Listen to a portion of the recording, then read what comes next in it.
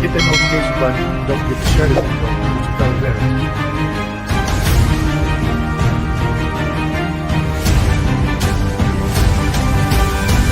You're on mute, Raider.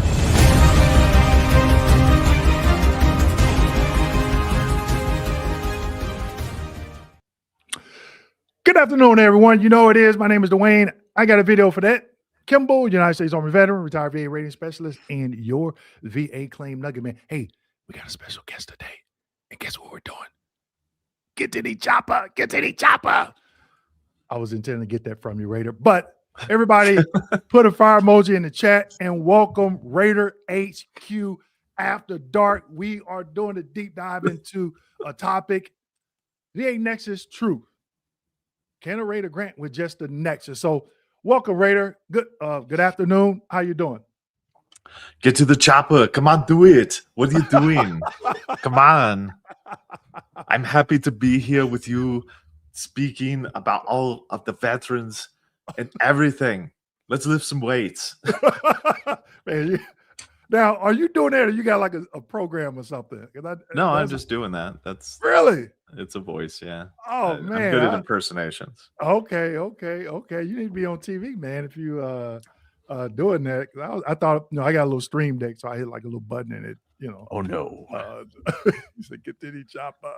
That's like I'm here with Dwayne Kimball, and he is a man, the myth, the living legend, type thing. I don't know. Man, you got to get on TV, man. You like Godfrey, that comedian, and he does Trump. He did Arnold Schwarzenegger. He does Denzel, Kevin Hart. I mean, he just does a lot of different comedians. So it got me in trouble in basic training because I do my drills and my drill sergeants, and I would impersonate them and go, toe the line, and then everybody would toe the line, and then they'd be like, where's the drill sergeant? I just do stupid stuff. I was a 68 Zulu combat comedian type thing. Oh, okay. I was a character in the service.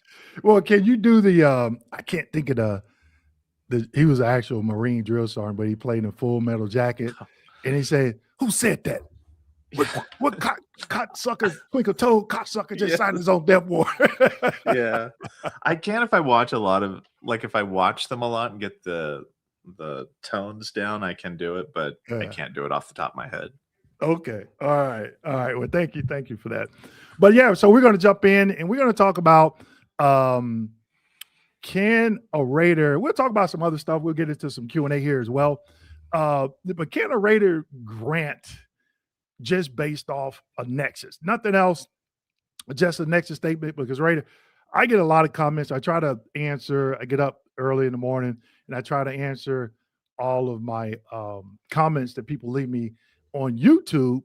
And what I found out, the veterans are paying a few $100 just for a Nexus statement alone. And I've been out of rating for a while now, but I try to go into the M21-1, -4, -5, and just, try to stay up to date on any updates that they have, and, constantly in the 38 CFR. So first question, can you break down if a veteran claims, let's just say migraines, and they were actually treated in service for migraines, and they're claiming a direct service connection, and they just submit a Nexus. What would most Raiders or what are Raiders supposed to do? And then I'll come back and I'll tell you how I would do it or how I was trained to do it at that time. I think that the first thing that I need to kind of address with this is that there's an entire, there's the 3-stage development process that happens before the Raider even touches it. So there's a lot of room for shenanigans to happen before that even before a Raider even knows that that claim exists, right?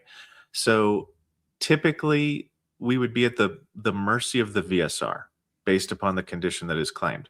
So if the condition's not a presumptive condition, and we are missing, let's say element 1, which is the current diagnosis, then that would not get an examination for the DBQ, which is required to kind of, assess the how I'm blanking on the word here, but how severe the disability is, right? Because that's what the DBQ is for. So unfortunately, to answer your question, it would depend on what the VSR does. If the VSR sends the veteran for an examination to get points, to feed their quality and production, then the natural process will happen. So you'll still have to go to an examination. So the answer in that scenario is no, you can't just get awarded by submitting a DBQ by itself, because the VSR will block that and say either there is enough evidence to do an examination to get that severity, or there isn't enough evidence to get that severity, meaning there's no element one. And if you're missing one of the elements, what happens? You get denied. Yeah. So you said DBQ. Did you mean Nexus? Well, no. Okay. I was just Yeah. The way the VSR brain works is those are two different things. So you have the Nexus, which is element 3, and then they're going to listen for element 1 and element 2. And if you can't find it, then so it is a misconception among a lot of veterans that the raters, do all this touching and do all this stuff, and they typically don't. There's like 3 stages of development that happen before that rater even kind of messes with it. I know back when I rated, we VSRs were not scheduling CMP exams, not until I think like last couple of years before I retired, and then it was basically if I decided to schedule an exam, I wouldn't get any points for it. So a lot of raters are like, unless I just have the time and I'm up on my points, I'm not scheduling any exams. But in that case, I know when I was trained was if the Nexus statement is good to go, request the CMP exam, but don't ask for the medical opinion. I think it sounds like they've probably gotten away from that now, if I'm hearing you correctly. Yeah, so the process is kind of flipped on its head from whenever you were rating, in that the VSRs are typically they're hunting for element 1 and element 2. And they're exclusively the ones that are doing exams these days. Raters sometimes can do exams, but it's not the norm. And typically if a rater's doing an exam, then something has failed in the entire development process, because that review for examination should happen before the rater even gets it. So typically there's 2 different assessments that happen for examination. There's the first one that happens with the VSR, in which they go, okay, is there a current diagnosis? And what theories did the veteran claim? And what theories could potentially be open for this disability? Like if the veteran claims hypertension, one of the first things that the VSR should look for is, when did they serve? Are they Vietnam era? Because that could be presumption for Agent Orange. So there's this entire assessment that happens. And this assessment, if done right, means that all the medical opinions will go to the examiners to get the examination, unless there is a private DBQ for something. Yeah. And then, I'm sorry, go ahead. No, it's fine. Okay. I was done. And what I'm about to tell you, you probably be like, you all used to do it this way? When I first started requesting CMP exams, we started in June. We went to Baltimore for training in July for the 2-week training. We came back and we were in training all the way up until October. And I think for the month, end of September, all October, that's all we did. Look through, because it was paper files back then, look through the records and request exams. So I got really good. And one of the things they told us, the veteran does not have to have a diagnosis. If you see it in service, go ahead and request it, and the examiner could give a diagnosis. And I think about that today. And I'm like, if I was going through this process again today and I knew I was treated in service with something, would I, and somebody asked me this the other day and they said, would you just submit the claim, say back strain without a diagnosis? And I was like, no. Yeah. If I was going through this process again today, I'm attempt to file and I'm getting my diagnosis. I'm building a paper trail, because here's why. And back then, it was, you go to the exam, and it still was a crapshoot, because the examiner could say, you don't have a diagnosis. Now, guess what you got to do? You got to go get one. And Back then, it wasn't new and relevant. It was new and material.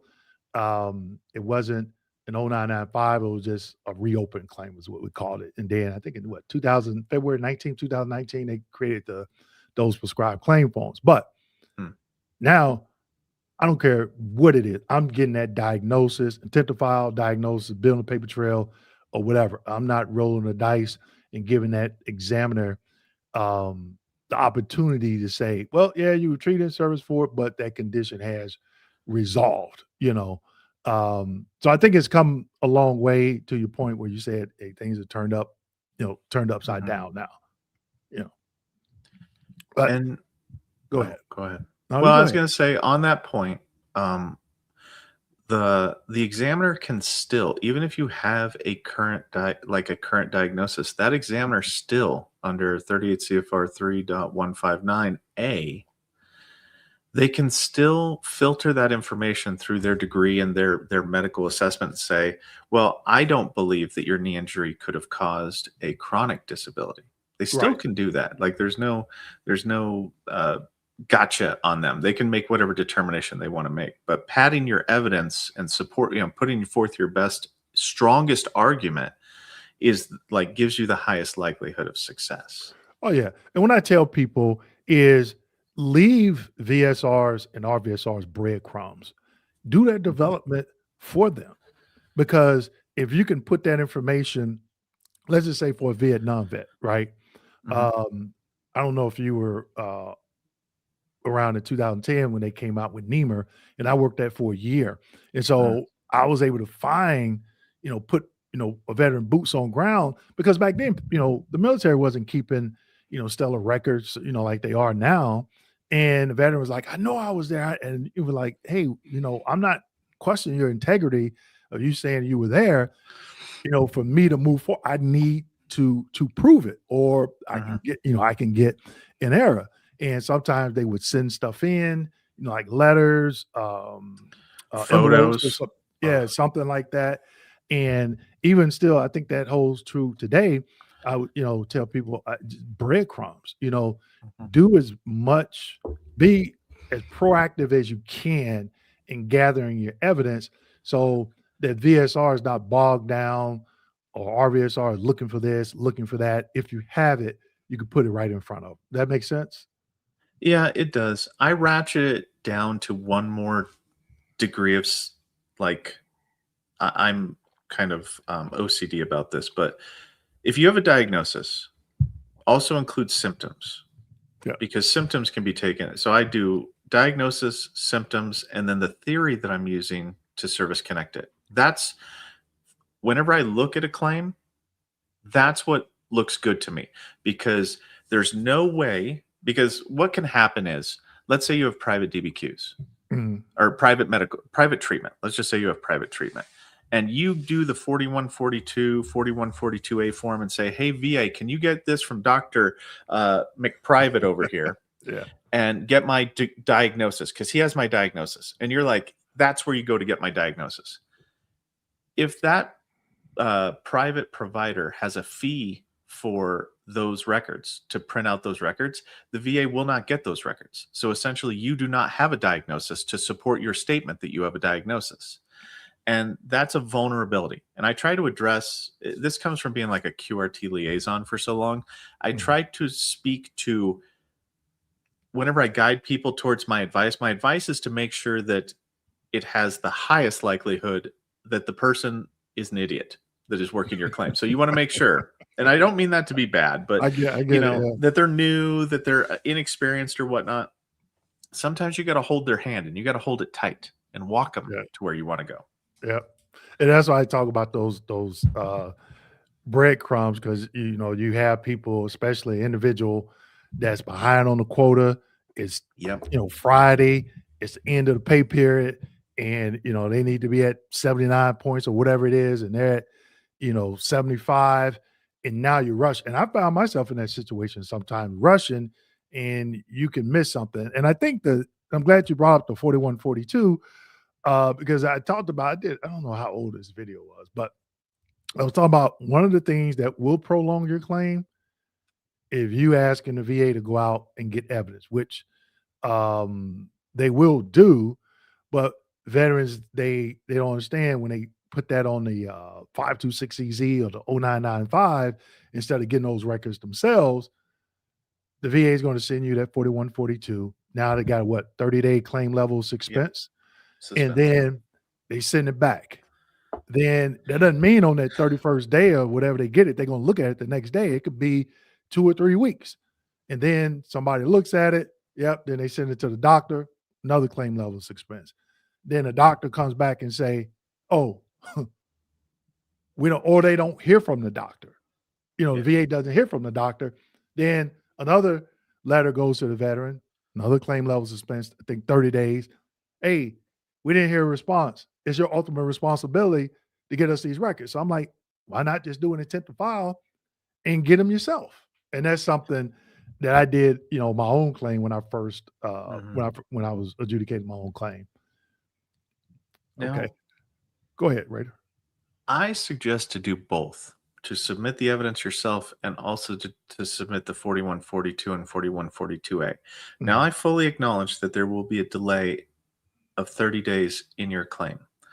However, by doing that, it actually kind of feeds into the authenticity and credibility. So, and this is weird and you shouldn't have to do this, but sometimes raters will actually, even though you submitted the evidence, QRT goes, well, is that all the evidence? Did you do the duty to assist? And did you get all of the evidence that you needed to get? Because they could have a medication on there that you don't understand. Like if it's asthma, you might be able to see in their records that they could have a potentially higher rating for having daily inhalers. So oftentimes in the current iteration of rating, raters will want to pull those records anyway. Even though you did it, they want to double tap and make sure that it's a complete record. That would be, that would scare me. Here's why. And I've seen this happen. It never happened to me when I rated, but it was a rater that I went through training with. And man, he was just hard on vets. I mean, I was like, dude, I'm like, do you need a hug? Like, before you come to work in the morning? And I can't remember what the condition the veteran was claiming, but they went out and got some records, and the records came in, and the veteran was being seen by this examiner for another service-connected condition. And there was evidence that showed improvement of that other condition. And I remember QRT telling him, you got evidence showing improvement, you got to take issue with it. And here's the thing. That condition, that percentage for that condition had been in effect less than 5 years. So they don't need 2 exams or, they just need one piece. And I saw that veteran get reduced and I was like, man, that was scary. And I even, another time where I saw this, the VSR, the veteran had, and I don't know if I was talking to you about this last time, but a VSR, a veteran had claimed tinnitus, and he was service connected for PTSD at 70%. And the VSR requests the wrong exam. They request an increase in PTSD. Veteran goes to it. 70% has been in effect less than 5 years. That exam showed improvement. Guess what? Now it lands on my desk. I have to do a proposal to reduce, but I can't do a proposal to reduce and defer. I don't know. I think that has changed now. You can do it now, but back then we couldn't do it. So I had to request the exam. The veteran did get a positive opinion for tinnitus. So now I'm granting tinnitus and a proposal to reduce at the same time. Yeah, you can do both now. You can grant and deny within the same rating decision. They changed that within the last couple of years. They afforded that. Okay. Yeah. Okay. Defer and deny without a grant, or it has to be a grant listed in there? There has to be a grant listed in there. Like if you defer one, like if everything's being deferred and you can't grant anything, then that's what we call a complete deferral. You're right. Yeah. But you can deny and defer. You can do that now. Okay. But yeah, it's not it used to be a no, they would have you. Yeah. Raiders got errors for doing that too. Yep. They got errors from doing that. All right, Ray, we're gonna get into some Q&A here. We got 228 people. Make sure you go ahead and hit that like button. We got some new members here. Okay, Eric, thank you for coming on board as a member. Definitely appreciate it. Vet Cormado, hope I'm pronouncing that right. And Rick became a member. Definitely appreciate it. Let's see, Raider, you had put up something here. Okay. Yep. So Raider saying he's doing his live stream today. Yeah. What time you doing it later today, Raider? I do it 6 p.m. Mountain Time. So Eight. I just wasn't sure if we were fielding 8 p.m. your time. Okay. So I'm not sure if we'll be fielding questions today. So that's why I put it on there, because I didn't want people to. Yeah, we'll take a few. I always like to what I always like to answer what I can. A lot of times veterans ask me questions. I'm like, man, I need more. I need more information, Say good morning, all. Good morning. Good morning. Thank you for being a member. How y'all doing? Okay, doing pretty good. Can I pay you extra to pick up my claim from the policy? Yeah. No. Negative goes right. That would break. The pattern is full. That would break a lot of things. Yeah, that would be bad. No snow or ice in Florida. Hope everyone is safe. You are correct. Guess what? We are supposed to be at 80 degrees at 1 p.m. and 82 degrees at 5 p.m. So I am in shorts today, and we are putting meat on the grill. So go ahead, Raider. I said, you know how you provided the basically you recounted that time in which the veteran got that erroneous increase for the PTSD.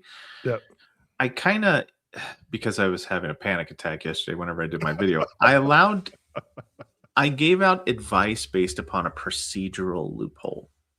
And I mean, if you want to promote this, you can, but if somebody were to be in that situation, what can happen is they can submit a 4138 saying, hey, look, I never did a claim for increase on my PTSD, and then reschedule the exam for PTSD until such time that the vendor kicks it back to the VA, because they only do two attempts typically most of the time, and then they'll kick it back to the VA for additional exam assessment by the VSR. So once you have that 4138 saying, hey, look, I never claimed this, could you please re-review this? Because my intent is not to do a claim for increase on my PTSD. So that's not an issue in this claim. And then what can happen is if the VSR doesn't review that, whenever they go to reorder the examinations and they actually reorder it again, that can be an error for them.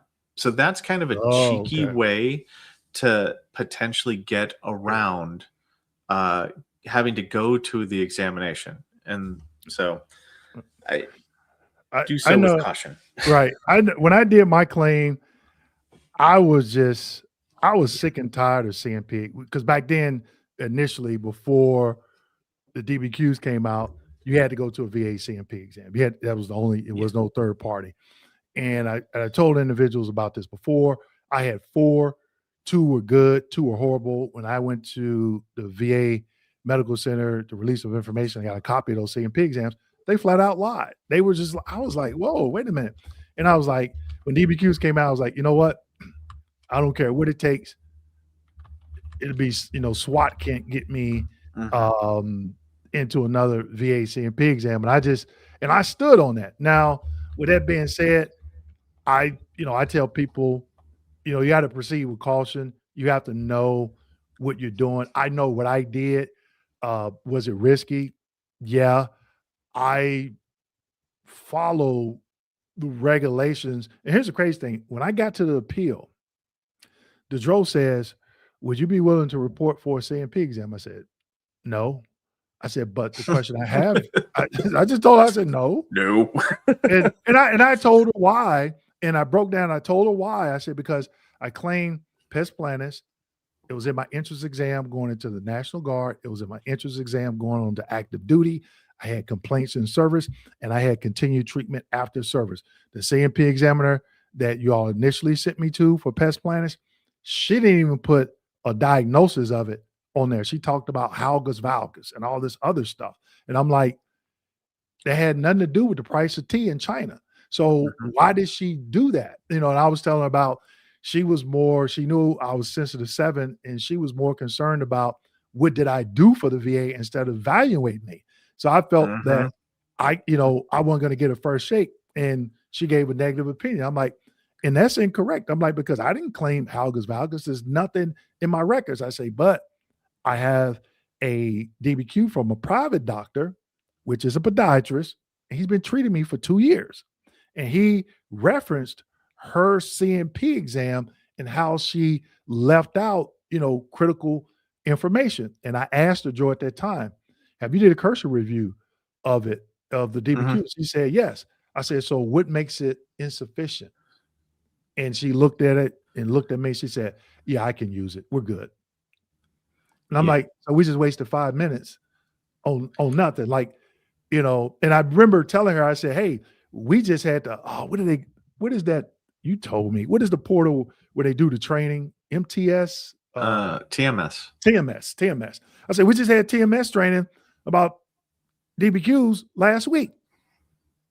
And I think she was just like, shit. Why did Yeah. why did I get him? Why did he, but I was just like, Well, yeah. they get away with it. And I'm like, I even, filed a complaint against this one CMP examiner. And I'm like, they can, I hear vets saying, hey, I went to this musculoskeletal exam.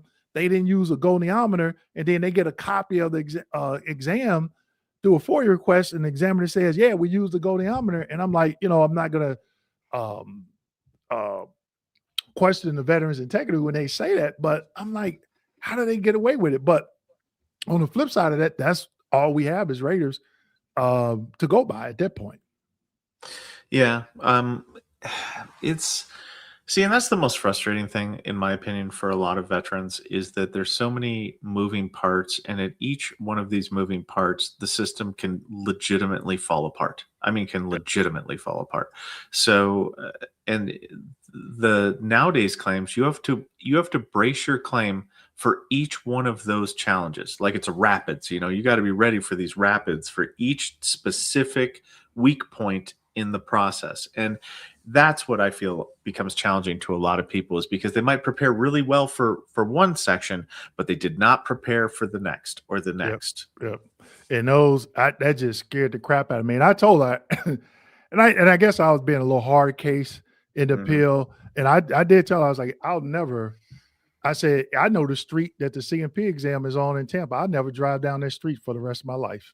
That's how far removed I want to be from that CMP office. I say, because they lied. I'm like, and Yeah. that's all you have at that point, and that could be the difference between percentage point or whatever. And I'm like, how do they just get away with it? And they'll managers say, well, let the veteran appeal it. Well, if the veteran don't understand the process, how do they know? Because we'll see things that they don't see. Like I had one examiner was like, oh, I viewed the veteran get out of their car. And they'll put that in the CMP exam. So guess what I did early on my second CMP exam? I parked on the side of the building where there were no windows, because you're not going to Yeah. see me get in, and I'm like, and it was veteran drove to the end of the driveway, looked both ways, had full range of motion on his neck, but couldn't move his neck in the CMP exam. So veteran was malingering. I was like, Yeah. whoa. And they were like, veteran showed up with a Louis Vuitton purse. And I'm like, I don't care. Like, Yeah. what was the full reflection? That's what I need to know. Is it a positive or negative opinion? That's what I need to know. Mhm. So somebody asked a question, Raider, and Mhm. I'm gonna answer this, and I want you to give your answer. But when I give my answer, I know you're gonna laugh. Okay. Um, would VA allow that for a veteran to prefer which rater rates their claim? Yes, you can do that. You can pick out the name of the rater that you want to rate your claim. Make sure you put it in the 526 easy, and they will send that claim to that particular rater. Would say you Rate HQ. I know you probably laughed at my answer. I am laughing at your answer because there is no way under earth or heaven that they would allow for that. No, Because I mean, we've got Puerto Rico, we've got California, where there's yeah, there's these, like suspiciousness, like and this is another thing where I think like those instances of defrauding the government by raiders, these most recent arrests and whatnot, I find that they had to have help because typically coaches assign your workload to you. You don't assign it. If you're yep, assigning things to yourself, that's like the eye of Sauron starts, like narrowing down on you, going, "What are you doing? Why are you doing that? Is there some kind of? Are you getting money for this?" Like it becomes a fraud review on the raider if people start asking for them specifically, because there should be no way on earth and under heaven that they know that you're a raider yeah, at yeah, all. yeah. That's true. I know early on we would that we had our full name on the code sheet when it was paper, and then we went to I think first initial, last name, and then we Yeah. just went to initial. And I don't Yeah. know what is it now? Is it just initial now? No, it's signature. Well, like your signature line on the code sheet and stuff, that is typically your initials with your regional office code. So your Mhm. 3-digit code. So, and then your job title. So it'll be your initials mixed in with your job title with, and then whatever your RO is. So it'll say like the first 3 initials of your regional office or what the initials are, and then it'll give the numbers for the regional office. Okay. All right. So I know we had touched on this topic a little bit earlier about CMP exams, veterans submitting private DBQs, going to the CMP exam. I think I know where you stand on it, and correct me Yeah. if I'm wrong about, they should go. My opinion is a little bit different. And maybe it's just me being one of those old dog raiders, Yeah. and just looking at and I was always that person, man, what can I do to grant this veteran? Is it, my threshold wasn't above the VA's threshold, meaning the regulation. And I often talk about this, and I've talked about the different regulations that govern it. And I tell people, look, if you decide to go, just know, what scenarios what could happen. If you decide not to go, know what scenarios could happen as well, but also know your rights if you disagree with whatever that's listed in the notification letter. Because I think right now there's a huge inconsistency amongst VA employees when it pertains to this topic. Here's why. Because I've had some clients that had the private DBQ and nexus statement. And by the way, I know somebody left a comment once before. Veterans, if you never had any form of training, you're not going to know what makes a DBQ sufficient for rating purposes. Mhm.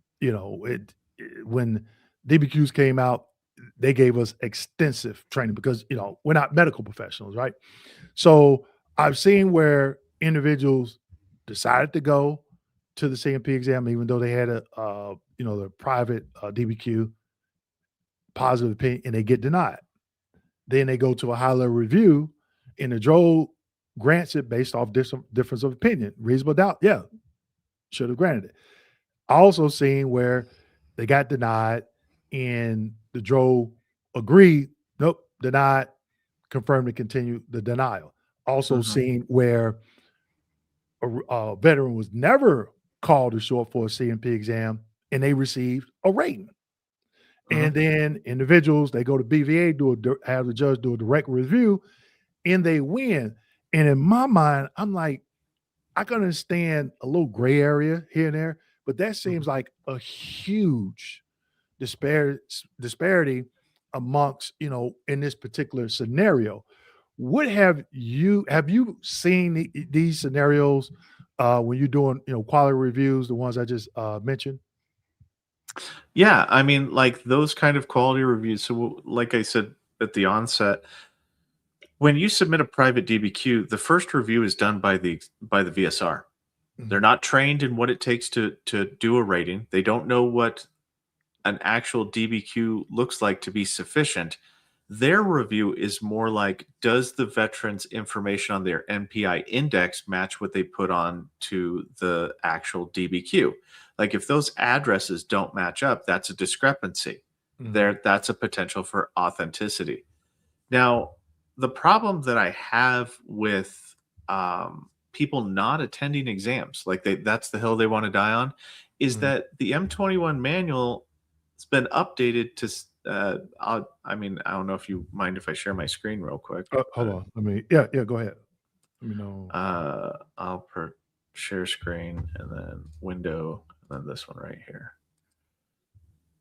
So this is just the M21-1. So what we're looking at here is we're looking at 413A1G, potential indicators of DBQ inauthenticity. So you've got authenticity, credibility, and sufficiency. Those are the three pillars that whenever the review happens for the VSR and for the rater of the private DBQ, that these this is how they're either disqualified or not disqualified.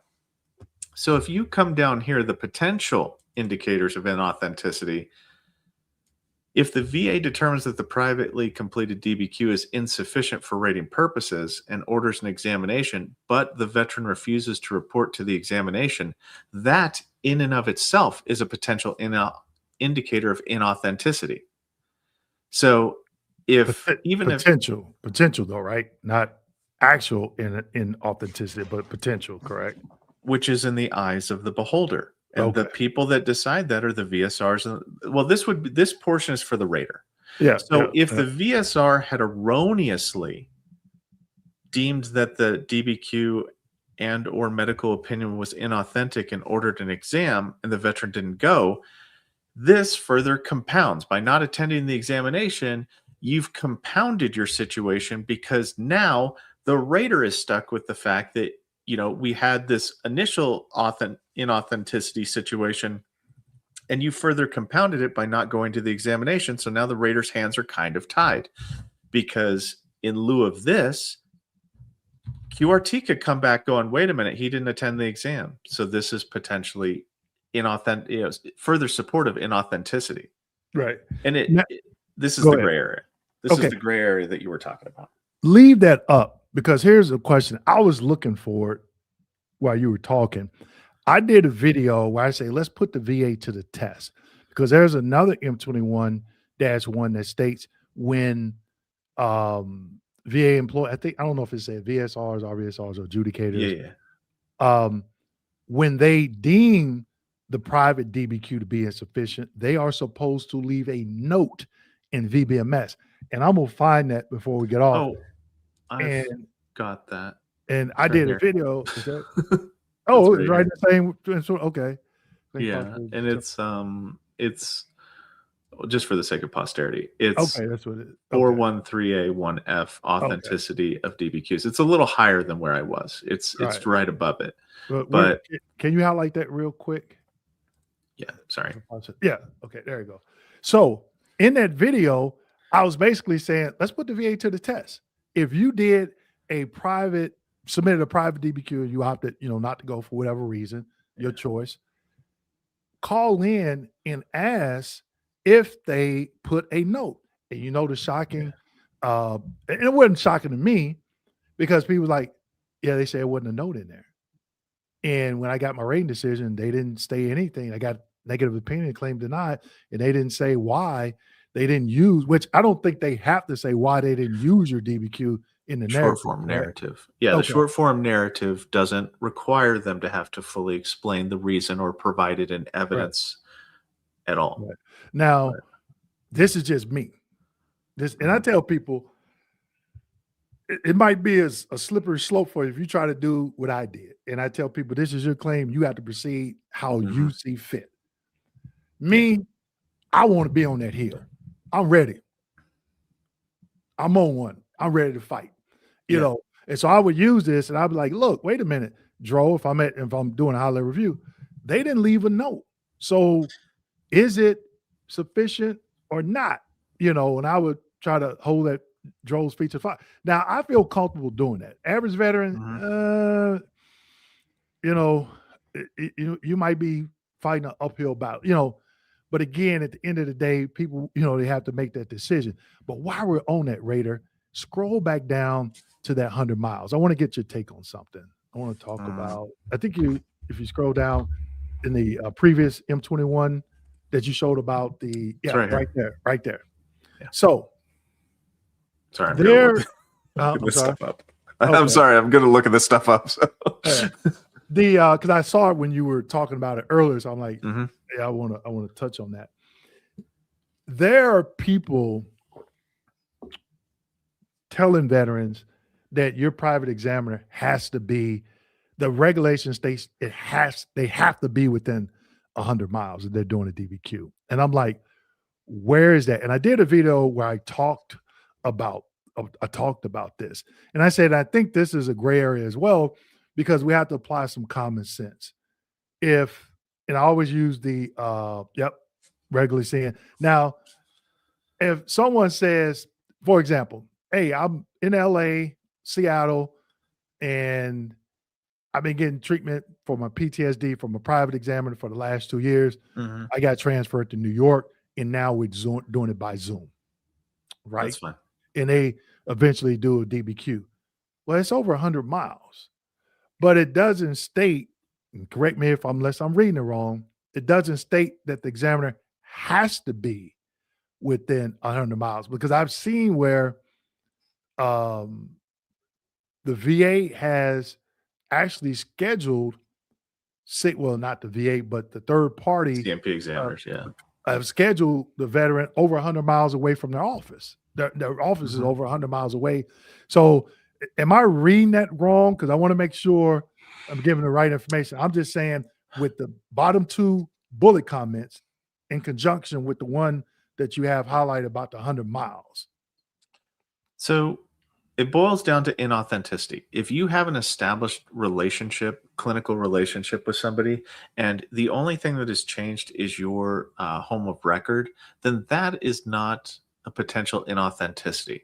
Right. What this is basically dialing in for, and this is being pushed by national QRT, mind you, is that if you have no contact with that person, like you call up somebody and you've never seen them before in your life, and they lived greater than 100 miles away from you, then this is where the VSR and the rater will start looking at that 100 miles. Now, within this authenticity assessment of your private DBQ, there are a lot of flavors to this. People can inject their own personal bias. So for some, the extremists, they don't care what the context is. If it's over 100 miles away, you're outie. You're done. You're cooked. But for other individuals, like where they provide an explanation, and this is the main point. If you're submitting a private DBQ and the person is 100 miles away, you need to qualify some things. Number one, I am paying this individual to do an evidentiary review and an assessment, a medical assessment on me, because I'm entitled to that from the VA, right? I'm entitled to be able to use the private option. I'm having them do a medical assessment in no difference than a CMP examiner. And also qualify like that the person does not see you. Either they do see you, qualify that. Or if they don't see you, and be like, look, the person hasn't ever seen me. And they are not going to state that they do. They're just doing the paid evidentiary review, which is allowed. Please see 413A1G, like type situation. Right. And we were talking earlier, and in people, we were talking about and I was saying that about the Joe had told me one time, well, you can deny the claim and you're not wrong. Or you can grant the claim and you're not wrong. And I was just like, okay, am I being punked at work? What does that mean? And you brought up a good point. And again, it goes back to what I stated earlier, what you just said about breadcrumbs, because I would get veterans claims and they would have the 38 CFR in there. They would, hey, I'm doing this because of, and I would be like, and I would look it up. And I was like, oh. And people think, they be like, well, Dwayne, why you can't answer this question? Didn't you work for the VA? You know how big the 38 CFR is, Yeah. the different parts, the M21-1, you know how often it changes the historical data? Yeah. I mean, that's a lot, and I was never trained. They said, "Do not try and memorize this stuff because it's too much and it changes too often," Yeah. you know? But I always just looked at ways like, "All right, well, how can I get this vet service connected?" You know?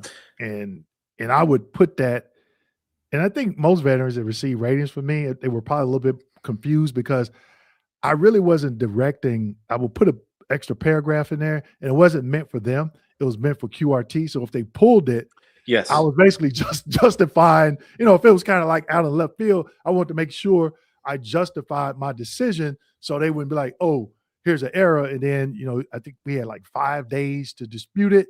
If you didn't, Yep. you just, Same. got the error. And so I wanted them to look at it and be like, okay, yeah, this is why he did it.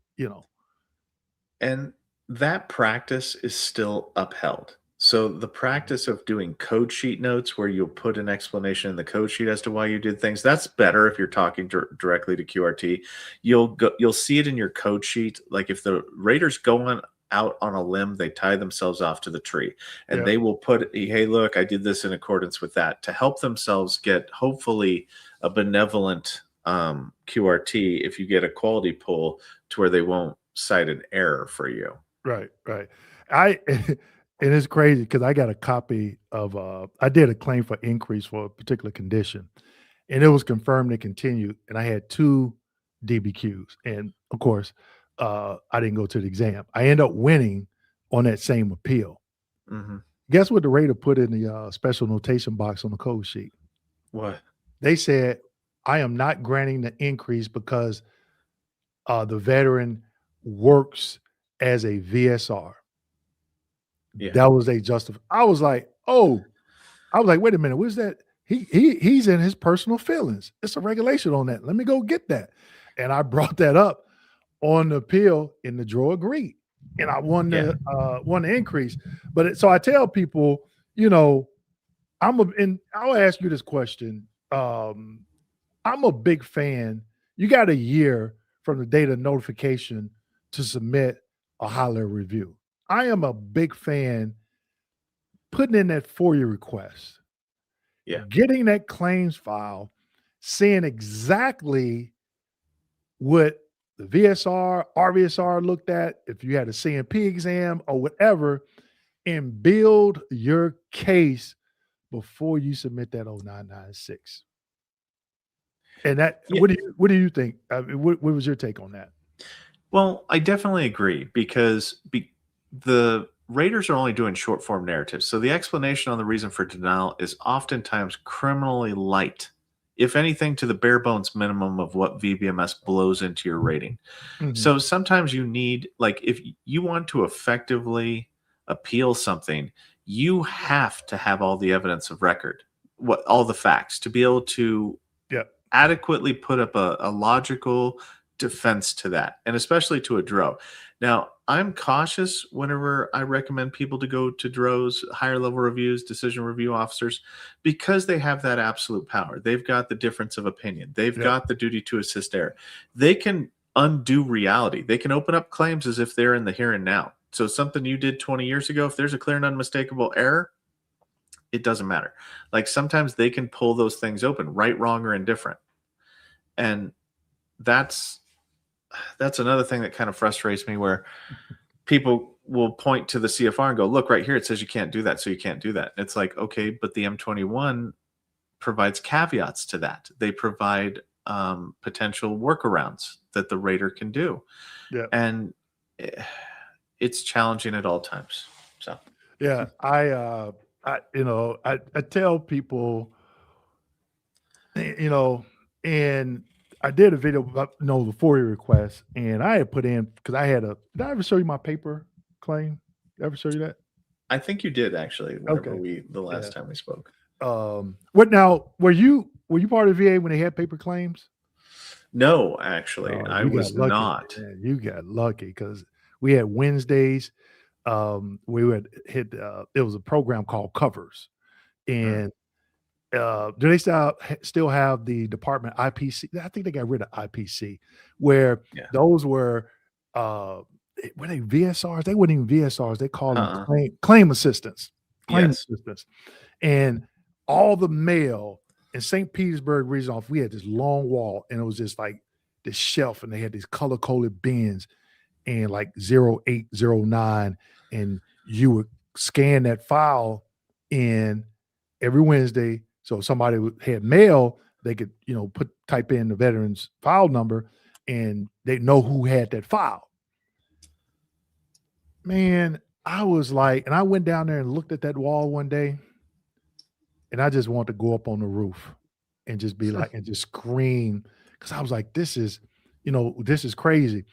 And I was showing a veteran the other day in M21-1, it shows a piece of VBMS, Yeah. and they show a link like 526EZ, and people like, hey, how can a raider miss stuff? I'm like, you send in 1,000 pages, they clicking on 1,000 different links, and if that's that correspondence or whatever they sent in, if it's mislabeled, Buried. Yeah. it's like if it's a private correspondence and it's actually a 526EZ, I'm looking for 526EZ, and then you got to just sit there and click open, click open, click open. What are some of the updates they've done, I guess, to VBMS? Does it still have the note section Yes. and deferral section? Yes. Yeah, it's got the Okay. different tabs and different chevrons for it. Okay. Some of the changes that have happened since when you were rating, obviously, we have went and I'm going to make an inference here, so I could be wrong, but when you were rating, you had a lot more decision making power than current raters do. Yep. I'm just going to plug this, but I did a video showing on how your VA claim is created, and I show what is known as the evaluation builder, which is like VBMS's practice run at rating claims, and it is literally check boxes. That is it.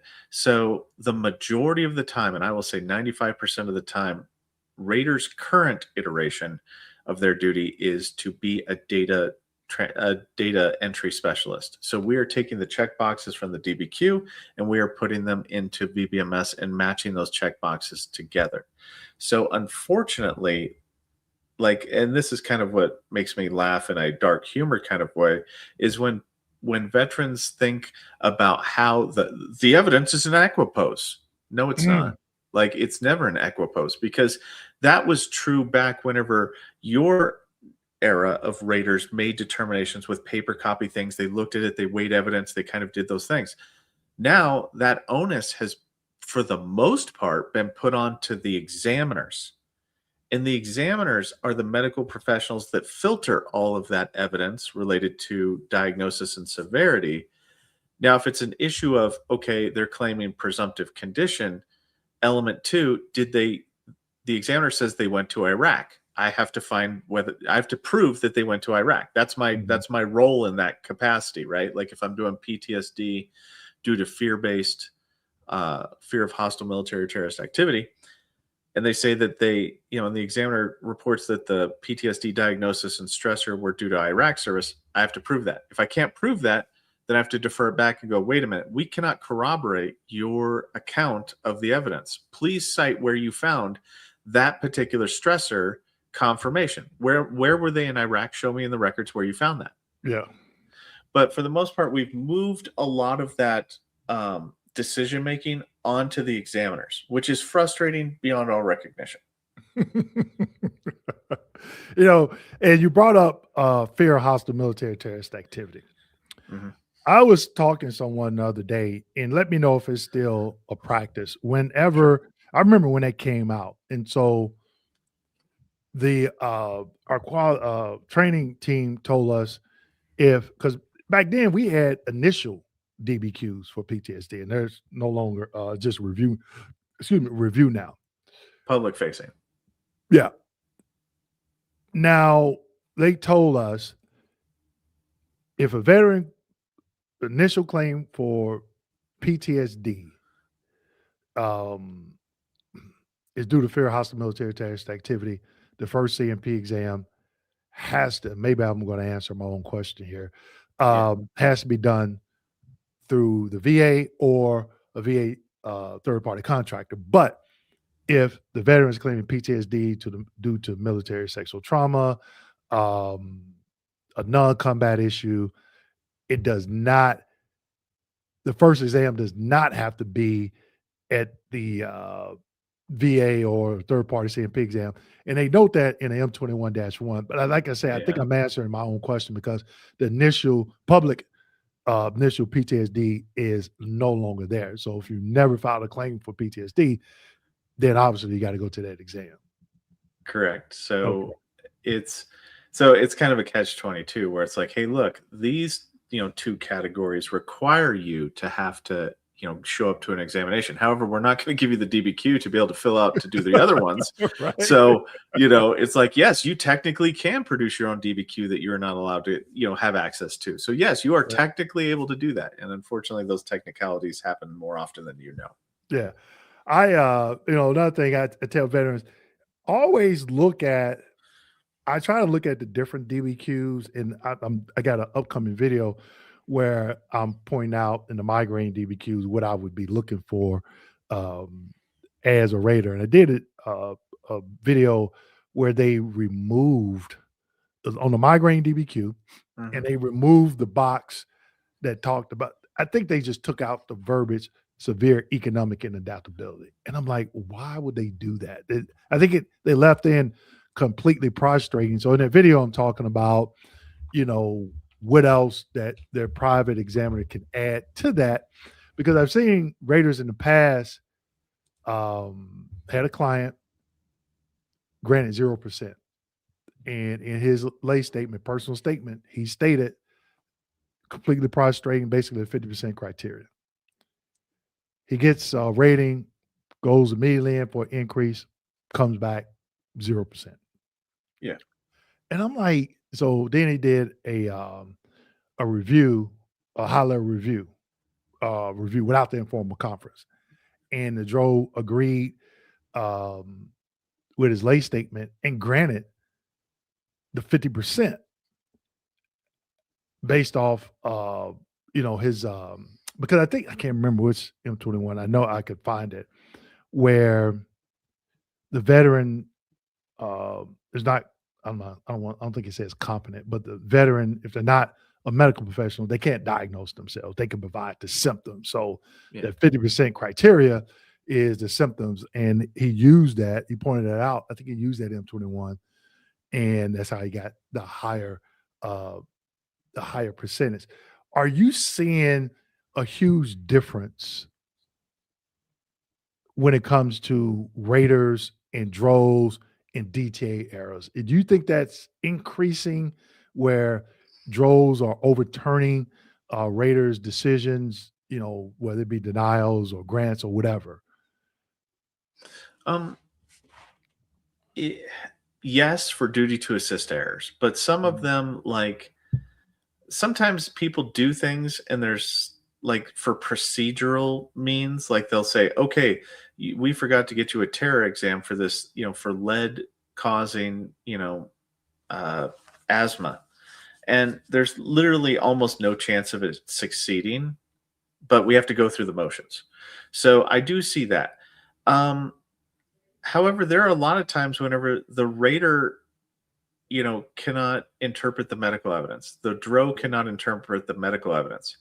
And competent medical evidence means that the examiner, as long as they were fed all the information, they can come to whatever conclusion they want to, and the DRO has very little say in it.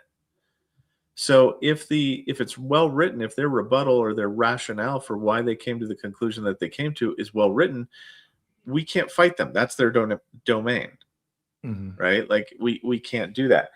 But in your case, whenever that example, well, if the box in 4B is checked on the mental health DBQ, if 4B is checked yes, and you have completely prostrating migraines, then that's half of the 50%. See, the problem with migraines at 50% is half of that 50% is decided by the examiner as to whether or not they're completely prostrating. The Mhm. other half is decided by the rater for that economic and adaptability. And there is no standard for that. So it comes down to the personal bias and opinion of the rater at the end of the day, whether or not you can get the 50%. Yeah. I totally agree with that, and I tell people, and you correct me if I'm wrong or if you disagree, I think now it just depends on who's rating that case, Mm, who's looking at it. Because I've seen 1000% agree. I've seen, people be like, "I got denied for this," and I'm like, "Read it to me." I'm like, and then there'll somebody else say, "Well, I got granted that with no problem," and so I think people say, they'll like to throw VA employees into one category, and I'm like, "Look, Mhm. even when I'm talking about VA employees, I'm like, you got some that are great. They are on it, they're following, and then there's this other group. Like I said, I don't know if they didn't get hugs when they were going to kindergarten, or they got bullied in the third grade, or they didn't make the cheerleading team, or what, and they still holding a grudge about that. And I work with some, man. I tell you, I work with some, and I was like, just don't say nothing to me. Don't speak to me. Don't say Yeah. hi. I don't like the way you treat veterans. We had this VSR one time. I don't know if he thought he was like, he would uh, call veterans and be like, hey, I need to call you about this. I need for you to schedule an appointment. And he was going off on a veteran one day.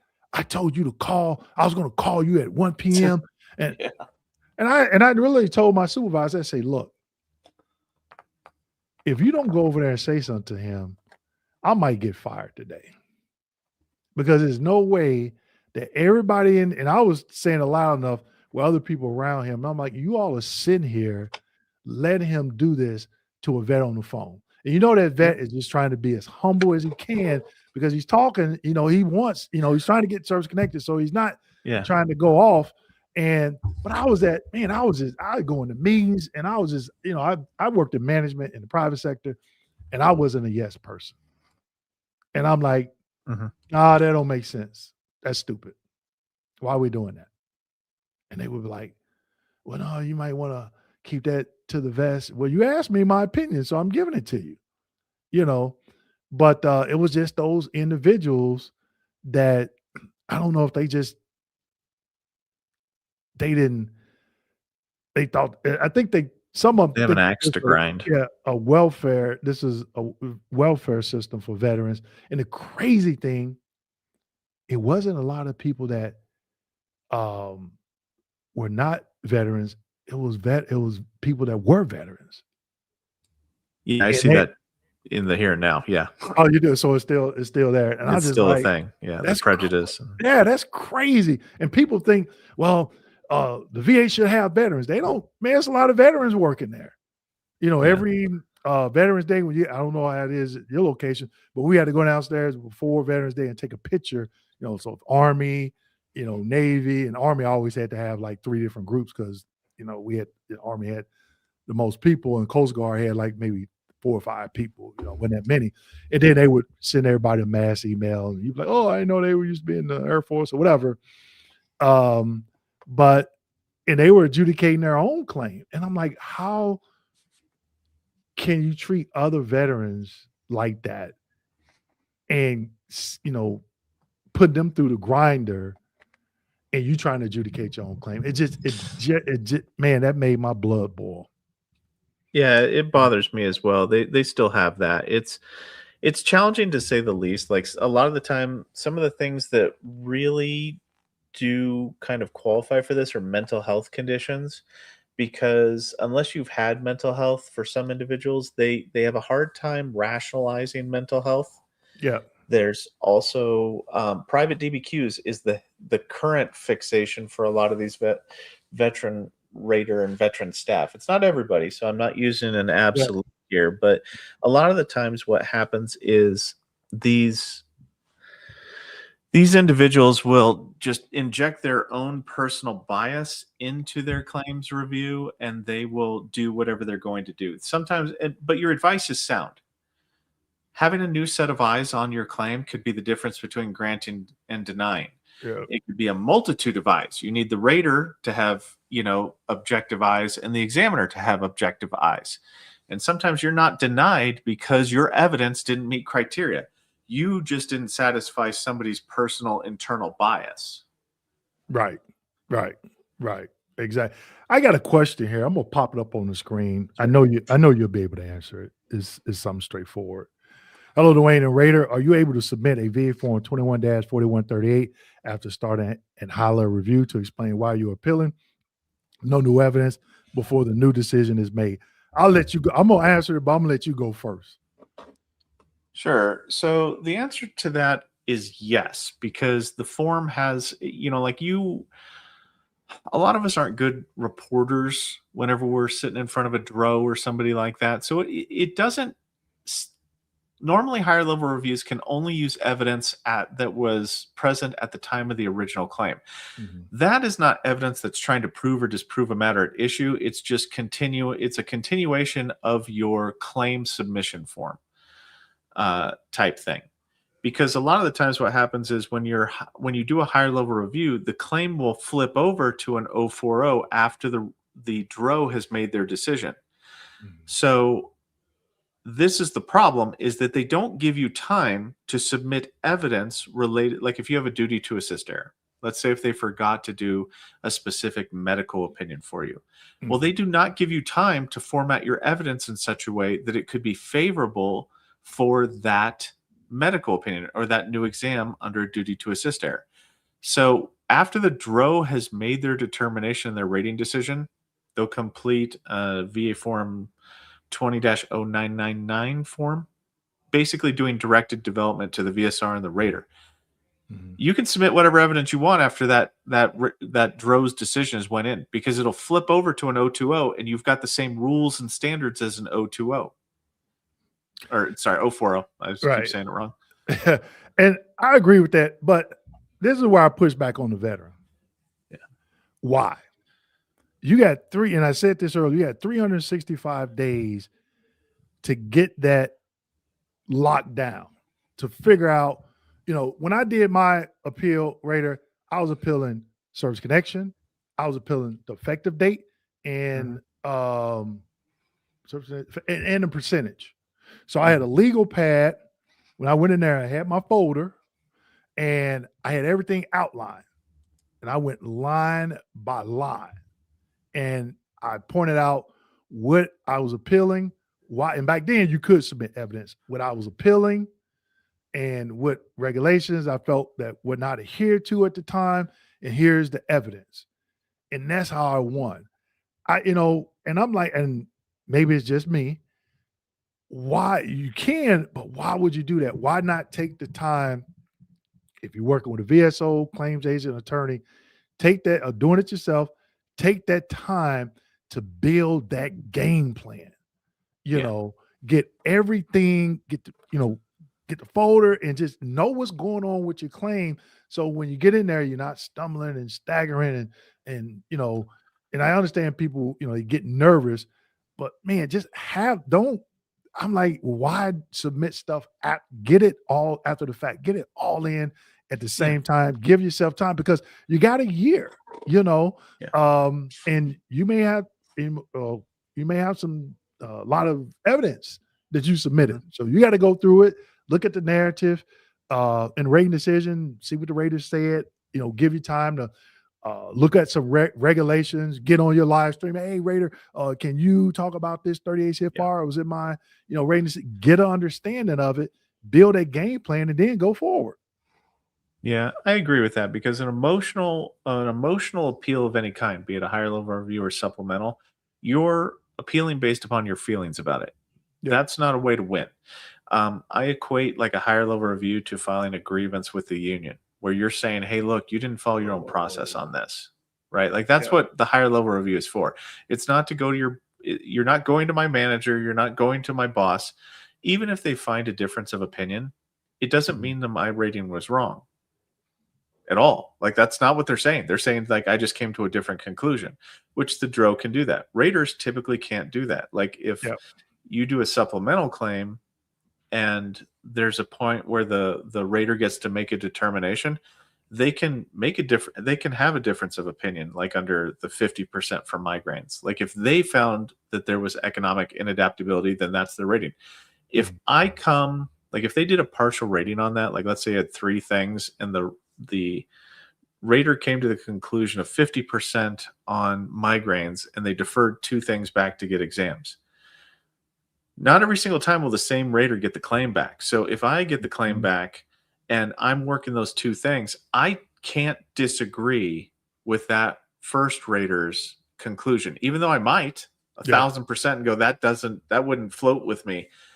I don't have that authority that droves have. And it's a dangerous authority. That's why I tell people, like, that's the nuclear option and do not use it, the higher level review, unless you can point to the, like, this is what should have happened and this is why, and please don't use case law. It doesn't affect the drove. Well, in the M21, what does it say? You argue fact, right? Yes. It's got to be a fact, not what you think is, fact. I'm gonna give a shout out to some donations here. Yeah. Dwayne, how can I schedule a consultation with you? I'm 6 months post-retired, and my BD claim has been a nightmare. Yes, I filed at the 180 mark. I no longer do consultations. I do monthly webinars where I explain what it is I do, what I don't do, and how you can work with me. You can go to my website, www.kmd89.com, and sign up for that webinar. And the reason why, Shay, Ray, I was doing a 15-minute consultation, and people don't really understand what consultations are. They thought that, hey, let me talk to you for a whole hour, do a data dump on you, then you tell me exactly what it is I need to do. Yeah. And I'm like, can't do that. It was just too time consuming. But go to my website, you can sign up, and the webinar is free. Let's see. Oh, I'm sorry. Go my frat, Little Rock. Good to see you. Go Mizzou. I'm originally from Missouri. When the veteran appeals only SMC are at, man, they're getting up in these high level SMCs and not service connection. How often will a VLJ still rely on non-service connected down? Do you understand this question, Raider? Veteran appeals only SMC are at T and not service connection. Oh, Pierce, you got to give me a little bit more information. That's very confusing. And people often ask about SMC. And I know, you still use SMC calculator? It actually broke. So there was a little bit of a scandal on that a couple years back where the SMC calculator was not calculating appropriately, so they had to take it offline. So now it is a complete shit show that you have to calculate this using the old calculator, and it still causes problems. So the SMC calculator for what was it? R through, I think they said L through R or something like that. L and T. Yeah. I think. R and T. Yeah. So the TBI special monthly compensation and the R compensation. So here's the problem with that. Anything above L requires second signature in the VSC manager in order to approve. So you're going to have a multiple game of telephone going on here where the rater doesn't get to make a determination. The QRT person reviewing it and signing off on it gets to make the determination, not the rater. So typically what happens with these, if you have an appeal to where you're trying to get higher up on the RNT, that's out of the rater's hands. That'll be on the QRT and the VSC manager as to whether or not you get granted based upon their interpretation of like Barry v. McDonough type thing and all that stuff. So, I mean, it's a question that I don't feel comfortable specifically relating to because there's so many subtle nuances and so many different opinions in it that it's kind of a crapshoot. Right. And people often ask me, Dwayne, I got this, and this. Do I meet the service connection with SMC? I'm like, what's the criteria? Did you go to -1 and look up the criteria? Yeah. Did you meet the criteria? That. People like, you don't know that? I'm like, no. If you ever went to the -1 and looked at all the different SMCs. I did one about SMC R, and you might get a crack out of this. My coach gave me 3 SMC R1 ratings back to back to back, and I called off the following 2 days. Now, it took me Mhm. those 3 claims took me about a week in it, about a week, 6 business days. After that, I took 2 days sick leave. My brain was fried, and I was like, "Why would you do that to me?" You know. Um, let's see. Got one more coming. Sleep apnea complication in service, negative test results. VA diagnosed CPAP 1.5 years after service, discharge back 0. How to win for sleep apnea out of service 10 years. Complaints. One thing, and I don't know, Ray, if it's still the case, they taught us if you see a complaint, diagnosis, injury, disease, treatment, and service, Mhm. request the exam. So if he had sleep complications in service and now has a diagnosis of sleep apnea confirmed by a sleep study, is he Yeah. still entitled to a CMP exam? Entitled to, the first thing I'd want to do is clarify it. Sleep disturbances could be the mental health Mhm. for insomnia body system. So you got the mental health body system and you have the respiratory body system for sleep apnea. What should happen is they should clarify what the veteran is trying to claim. So is it mental health or is it so and so? Because you can get locked into some weird stuff and get the wrong exam. Yep. But if you do get the exam, I mean, you'd still get the exam. Like Yeah. if you've got a sleep study or you show complaints, you should still technically get the Get the exam, and then the examiner will determine the outcome.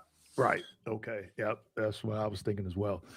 Let's talk about I know that there's been these I did I think it was 3 years ago where they proposed Mhm. to uh remove the diagnostic code for tinnitus and combine it with hearing loss, remove the 50% criteria for sleep apnea, and the general rating criteria for mental conditions was going to change a little bit.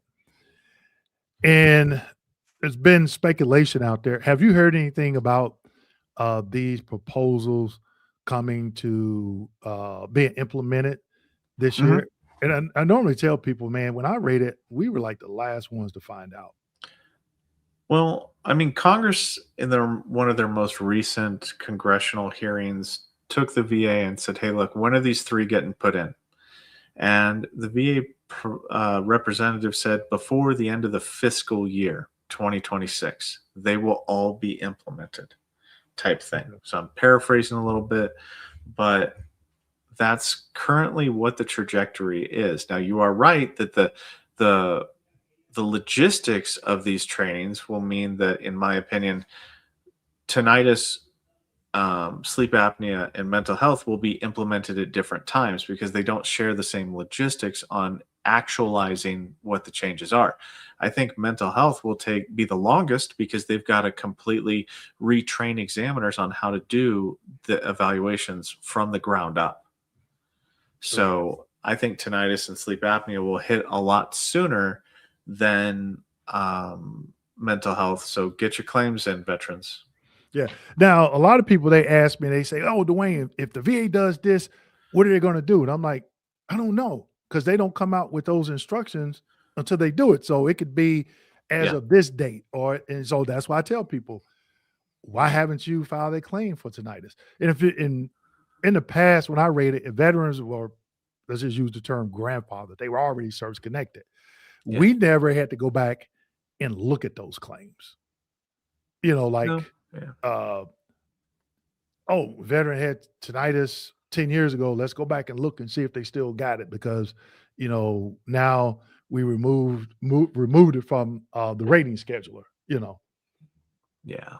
Uh, Um, Based upon these changes and what's going to happen, the only certainties that we know, Like the only things that you can bank on at this point in time, because it's true that they've proposed changes and they could still change them before they implement them. They're not bound to what they have proposed. They could still change it if they wanted to. But what I was going to talk about on this with the changes, and my mind went blank for some reason, which happens sometimes. Oh yeah, it's Is that the only old age creeping in? Yeah. The only certainties that we have are that, number one, intent to files will not secure you in the historical criteria. Mhm. They only do that for liberalizing laws. These are not liberalizing laws. Okay, so Real quick, Ray, I hate to interrupt you. no, go ahead. Liberalizing law. Can you expand on that? Because a lot of people, I talked about it and I used it Yeah. for Niemer. Can you just expand on that real quick, what that is, so people will know? I'm going to use a criminally boiled down version of this. It means when Congress implements a law or something like that. That's what kind of liberalizing means, is that Congress has determined that the VA will make a change, versus updating the rating scheduler is the VA determined it's making a change within its own internal process. So like the PACT Act was a liberalizing law. So you could use your intent to file before the PACT Act went into effect on August 10th, 2022, to basically secure element one, so the current diagnosis, before the PACT Act, because you had to meet the criteria. For liberalizing laws, you have to meet the criteria before the change happens in order to benefit from the liberalizing law change. Well, the same is true in this change, is that you have to meet the criteria. So you have to have a current diagnosis before the change goes into effect, and you have to have a claim submitted before the changes go into effect in order to be grandfathered into the historical criteria. They did the same with when they changed the digestive system, May 19th, 2024. Yep. The same process went into effect. So that's whenever they changed digestive system and changed DBQs and how it's rated and all this other stuff. That's the process that they used then. It's the process I think they're going to use now. Okay. All right. I really hate I threw you off, but when you said that, I was like, people probably don't know what liberalizing law, what that Oh, means. it's fine. Yeah. So good point there. Now, question for you. I know the answer to this. Somebody stated, hey, I called the 800 number and they gave me an extension on my intent to file, meaning they gave me more than 365. I'm sorry, more than 365 days. VA is not giving extensions on that, correct? Not on a person-to-person basis, but they did do that for the PACT Act. So yeah, there was a formal extension that was put into a policy letter in which they said, hey, look, I know that like if you submitted a claim or something within 7 days of the liberalizing law, or I want to say 14 days. I don't remember the exact days, but if you did that, then we're going to kind of allow you to we're going to give you a leeway period. That is the exception. That is not the rule. You cannot typically extend an intent to file. That's not the way it works, at all. Right. So today is the 24th. I did intent to file last year. Had nothing to do with the PACT Act. And I called the VA yesterday on the 23rd. Say, hey, I need another 60 days. Oh yeah, go ahead. Nope. Yeah. And I was like, you actually called an 800 number and somebody told you that? Did you get the correct 800 number? Because I probably would question that. Well, I mean, they could have said it, but it doesn't make it true, because you have information siloing. People at the call center do not know one single facet of how the process works. VSRs only know what they do in a day. Say that again. Because people, they contact the call center expecting, like, what's the status of my claim? If I'm at the call center, guess what I'm saying? Your claim will be worked in the order received. That's all they can say. Well, that's all they should say, right? But some people like to give their own personal opinion about things, and it's not supported by fact, unfortunately.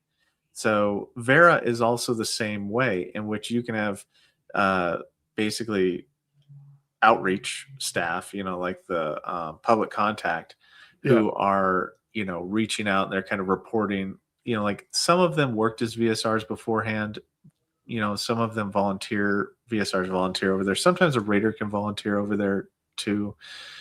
But even Vera can give out unsupported information that is not true to the facts of how the claims process system works. So yeah, be Yeah. cautious with what anybody tells you. Yeah. Yeah.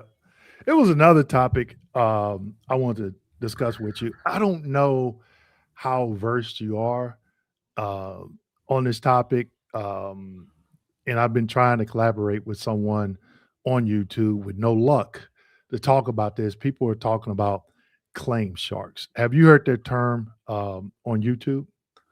Oh yeah, I'm familiar with it. I have a name of well, it depends on what we're talking about, because there's different flavors of claim sharks. But Right.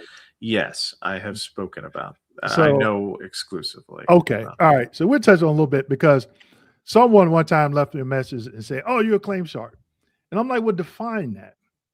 Yeah. What does it mean?" Just because my business has the word consulting doesn't mean or fits somebody's definition. Um, and they talked about a couple of things. There's companies out there that charge 5x, 6x of back pay. And my response to that, why would you even agree to something like that? Exactly. You know, and they're saying that they're giving companies access to their VA login. And my response is, why would you give somebody access to? And I wouldn't even want access if you understand this process. Mhm. So when I'm discussing, I don't need to look at something when it comes to explaining the M21-1. Mhm. Does the evidence fit? Like we were talking about SMCs. Does the evidence fit that? Yeah. It's either yes or no. Well, I got an X-ray. It don't matter. Where does it fall? So I think people, I think, and this is just my opinion, everyone.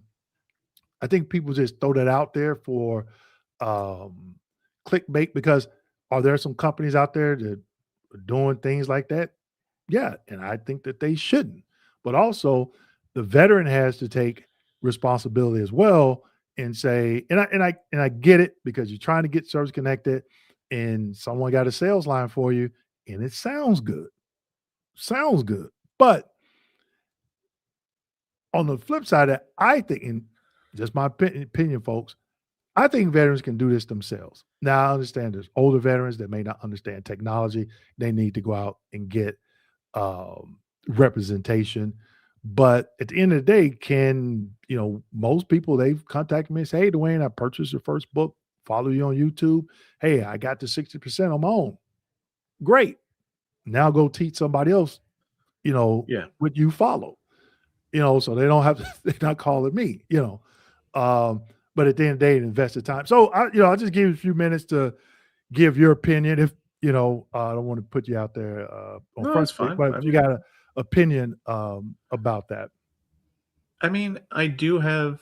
There's different layers to this.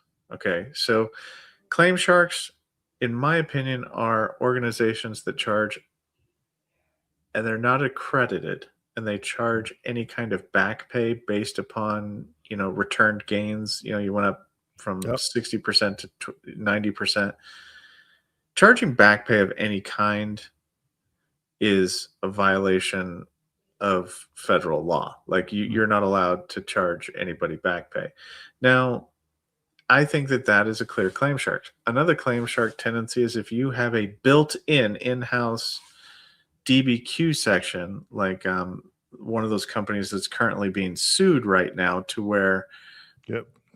it might be, even if it's the most purest of intention, it's the perception of it. They paid you, and you're going to filter them to somebody that's not going to say no. They're going to give a Yep. specific outcome, for that. That's the argument that can be made by a lot of people and a lot of organization. So it's the perception, whether the perception meets reality. You have to prove that you're not a claim shark at that point in time. Yeah. And that's a very hard standard to do. Mhm. Now, do I think that consulting has its place in the VA claims process? Yes, I do. I do believe that, and here's why. I mean, I can do my taxes myself, but do I want to pay somebody to review tax law and do all that stuff for me and pay them to have an understanding of that tax law and advise me, and then I will make the final determination? I do that in the civilian world for my taxes. Why not do it within, the VA claims process thing? Yeah. But you also have to ask yourself, what am I paying for? What is this particular company's claim to fame? Do you have a functional understanding? Like, it's like taking your car to the mechanic. Is anybody on your staff certified to fix this car? Yeah. Or educating people on how to fix this car? If the answer is no, if nobody's ever been a mechanic before, I have concerns, but there are some companies out there that have, they themselves were in the VA claims process, or they've got people on their staff that were in the claims process. Fair enough. You're paying for that education. How do I organize my evidence to be the most successful? And that's the way that you shouldn't be paying for a specific outcome. If somebody offers you a specific outcome, they are wrong, because as I've stated earlier in our conversation, there are a lot of bottleneck points where random things can happen. You can't guarantee that. You can try to armor your claim to the point that it will weather that storm, but there is nothing that anybody can guarantee. It upsets me, Dwayne, to the point of just whenever you see certain people on the YouTube, because I watch a lot of YouTube. I look, that gives me ideas for videos and whatnot. But I'll see people on there that are like, "Oh yeah, I guarantee you, we guarantee you can get 70, you can get 100% for tinnitus. It's going to be great." And I'm like, "That, come on, come on." And I've seen that, and people, when I first started, they say, "Well, can you guarantee?" No, I can't do that. I can guarantee you this: if you don't have a basic understanding of this process, are you going to be highly frustrated? Yeah, I can guarantee you that, because I was, when I first started rating and filing a claim, and as I start progressing through my training, that frustration level came down. I'm like, if anybody is guaranteeing you 100%, you might want to go the other way and hang up the phone, because like you said, you have so many layers, so many variables to this. If you get one of those people at the VA that we talked about, that hey, just a hard grind on veterans, don't matter what you submit. Ever. Congress could pass a law say you should be service connected, and they're gonna try to find a ways still to deny it. So and people that's not, I was just being facetious. It's not an actual. They don't do that, because I know somebody would say, "Well, Dwayne was talking to Raider, and he said Congress can actually service connect you." So no, they can't. I was just being funny. So I hear that, and I think people group consulting companies together like people group VA employees together. They're not all the same. But I tell veterans, if you're signing something, read it. Understand it. So example, I did a video. Oh, and by the way, when I asked you about, you mind if I did the video about the long narrative and short narrative? I'm waiting for that, man. I'm waiting for it. And I give you a shout out in there too. So, because I know we talked about that. But like fee agreements, and I did that video because veterans, you have to understand when you sign that fee agreement and you say, "Hey, I want to revoke this lawyer," and you do your high-level review yourself, and you win, and they withhold a certain percentage, don't be surprised. And because I've seen in veterans claims folder, and I never was a VSR, so I wasn't a authorizer, I wasn't a fee agreement coordinator, or anything like that. But I seen in there where lawyers and claims agents said, "Hey, yeah, we remove ourselves, but we do not forego our fee agreement." And the vet is not the wiser. So when they sign that fee agreement, they have to understand exactly what it is, I think I just posted a video. I think it was earlier this week or last week on that. Do you still see those in VBMS of Oh yeah, claims agents, the lawyers saying they yeah. don't forgo? Yeah, you can still see those. Now, I also was never an authorizer, and authorizers typically deal with the payment status. So I Yeah. don't feel comfortable talking about that because it's outside of my knowledge base for the most part. But I mean, I'll be honest with you, it's important that you keep things like that updated. No different than your dependents. You want to make sure all your dependents are updated. Everything is updated because you're right. If if a bank error in that law company or whatever, whoever did the fee agreement on we're mostly talking right now about accredited claims agents, accredited Mhm. attorneys, because for formal fee agreements, the claim shark side of it, they do not have a formal fee agreement that the VA will hold on their thing. That is going to be a civil matter in which they have to sue you for the money if you don't pay them type Yeah. situation. Yeah. Now, something else I wanted to bring up. I see these little shorts, and it's a particular service organization, and I guess they have somebody running the commercial, or and I don't know if they're actor or actual veteran, and they're saying you should only work with someone that is accredited. I hear other YouTubers accredited, accredited, accredited, and I'm like, are you saying that every person that's accredited through the VA and recognized know what they're doing? And I hear that, and I'm like, you've got to be kidding me. I had a VSO, and I'm not going to say the name of this organization, but I worked Yeah. at St. Pete. This was the biggest VSO organization in that regional office, and they were the worst Yeah. VSO organization in that location. Now I don't know about nationally. Have you ever seen a VSO put a claim in for an increase in tinnitus, not claiming convalescence like paragraph 29 or 30 due to some type of surgery? Have you ever seen that before? Yeah. Yeah. No, I have seen things like, okay, so there's the way the process is normally supposed to function. Like the manual talks about how the process is normally supposed to function. Then you have the reality where you get something that's a soup sandwich that's so jacked up that it's sideways. And that unfortunately is becoming the norm. And it's on claim submission, it's on VSR working the claim, it's on the prior rater didn't do things right. Like there's so many different stages that your claim can break down and just go sideways. It's not even funny. But when it comes to competent people, that's what I was talking about with the like kind of the claim sharks. What's their claim to fame? How do they instill competency? Because I have been complaining recently about a claims uh, company, I will say, that Mhm. keeps putting advertisements on my channels or on my videos, and it's pissing me Oh, off. Like it is upsetting me because I don't want anything to do with them because they make statements like we have a 98% or 96% success rate. Well, the VA doesn't have a 96% success rate. So how the hell are you have a 96%? Yeah, okay. yeah, Your numbers don't math. Your mathing is not mathing because not even the right, VA has a 90 something percent right. success rate. And people oftentimes take credit in the claims company thing, unless you're organizing the evidence and helping them organize the evidence. If you just sit down with them and talk with them and they take credit for increases when the evidence was there, and it's like, Right. Like they did something special. yeah, I did it. We won. Okay, but Yeah, would you have won without them? Right? Because you have to ask yourself, what are you paying for? yeah. That's what I always ask myself. What are you paying for? Expertise, knowledge, competency? Okay, then. Like, I try not to endorse anybody specifically on my channel because I like it to be a neutral place. But if veterans are going to endorse somebody, they have to know what are you paying for? Yeah. And if they can't say it, if they can't articulate, well, we've done 10,000 of these. Well, guess how many claims the VA's done that they screwed up? Guess how many? Like that's a staggering number of, where competency wasn't there then. I don't know.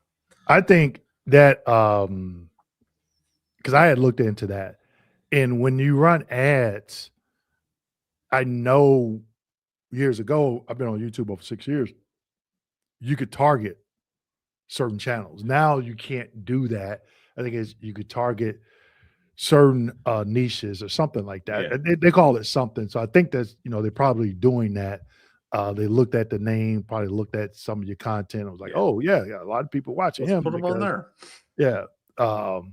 But I see those ads and they were like, only use somebody of credit. And I'm like, dude, really? I had during a hearing, RVSR hearing, and I was just the lawyer come in and the lawyer is using these big words like he's running for president.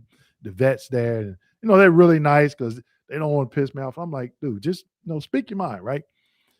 And that's back when it was recorded. You had to check out. You had to go to the front office where the AVSMs are, and you check out the recording machine, and it got the two little microphones, and then you had to take it back, and they send a transcript off to San Diego regional office, get it, all that stuff. And I'm just saying, 38 CFR to CFR. And the lawyer said, Dwayne, can you pause the recording? I said, sure. I said, what's up? And you know what he asked me? He said, you keep talking about CFR. What is that? And I'm like, okay, maybe they're punking me, right? I'm like, and I'm looking, I'm like, what do you mean? Because I'm thinking you're accredited. Yeah. You got your stuff together. And you represent the vet. So I threw him under the bus. Right there in the meeting. Threw him under the bus. And I said, look, just get me do you want to go to CMP exam or you want to get DBQ from your private doctor? And I'm talking to the vet at this point. He's like, well, hold on. I say, if you get, I'll put it on hold for 30 days. If you can get a DBQ, if not, I'll go ahead, go back upstairs and request the CMP exam for you. Which one you want? And the veteran is looking at the lawyer and me like, oh shit, I don't know anything about this process. What is he asking me? So I broke it down for him. He was like, oh, well, I'm fine with going to a CMP exam. Not a problem. Given to the end of the day, and I'll get it done for you. And that same veteran, I'm in the hearing rater, and I tell him, yeah, based on the evidence, I'm gonna go ahead and grant the 100%. Because I didn't like doing hearings. So anything I could do to move that claim to a grant without doing a hearing, I would do it. But they showed up. And you know what the lawyer turned around and did? Sent an 8940 in. I said, you have got to be shitting me. And I'm thinking to myself, and you accredited. I already got the rating done. So now I'm trying to call him and he doesn't pick the phone up. Yeah. Don't return any emails. So I called the vet. Hey, how you doing, sir? This is Dwayne Kimball. We had a hearing. He said, yeah, how you doing? I said, yeah, I'm gonna go ahead and grant, the benefit that we talked about in the hearing, but I can't get a hold of your lawyer. Yeah. And so the veteran gets pissed. So the veteran calls the lawyer and cuts the lawyer out. So the lawyer doesn't call me, he calls my supervisor. And I said, yep, I snitched on him. I told on him. Yep, told the vet I snitched. I said, because he needed to pick up the phone or return the email. And he didn't do it. And then he submits an 8940. Now, do you want to retract my rating? And I could kick it back to the VSR and say, hey, go ahead and do all this development for the 8940, and it's just going to sit there. Yeah. But I'm like, somebody, and I'm not saying everyone that's accredited don't know what they're doing. I work with some outstanding lawyers, claims agents, but when I see these people, these ads on YouTube saying only work with somebody that's accredited. So what you're saying, everybody that's accredited know what they're talking about? You can't, can't say it. But I'm sorry. I mean, I've got horror stories. I also have horror stories of that. Like, you can't use generalizations like that. You should never do this. You should always do this. There's always a caveat, and I just used an absolute, but there's always a caveat to there being an exception to the rule. But I've had it to where I worked a claim in which an attorney, and I know we're kind of bashing attorneys, but not all attorneys are bad, like you said. But I was rating the claim. And they actually took the Terra memorandum, doctored it, and sent it to a private examiner. So they printed out the internal document, altered it, and then submitted it to a private provider to do a private DBQ and medical opinion. And I called up the attorney, and it was a big company. And I'm like, hey, I need somebody on the phone. I need to talk to your boss. And they're like, what are you talking about? I'm like, well, I'm talking about this, this, and this. You guys, like, you are not the stewards of that information. You cannot Right. print out that form and hand it to somebody. That is outside of your job description. You are not authorized to give out that information, nor are you authorized to change it. So the president of the company, or the president of the attorney, whatever, the law firm, called me back and said, hey, look, I'm going to let you know I've been doing this for 30 years and blah, blah, blah. And I'm like, sir, I'm going to let you know something. That doesn't matter to me.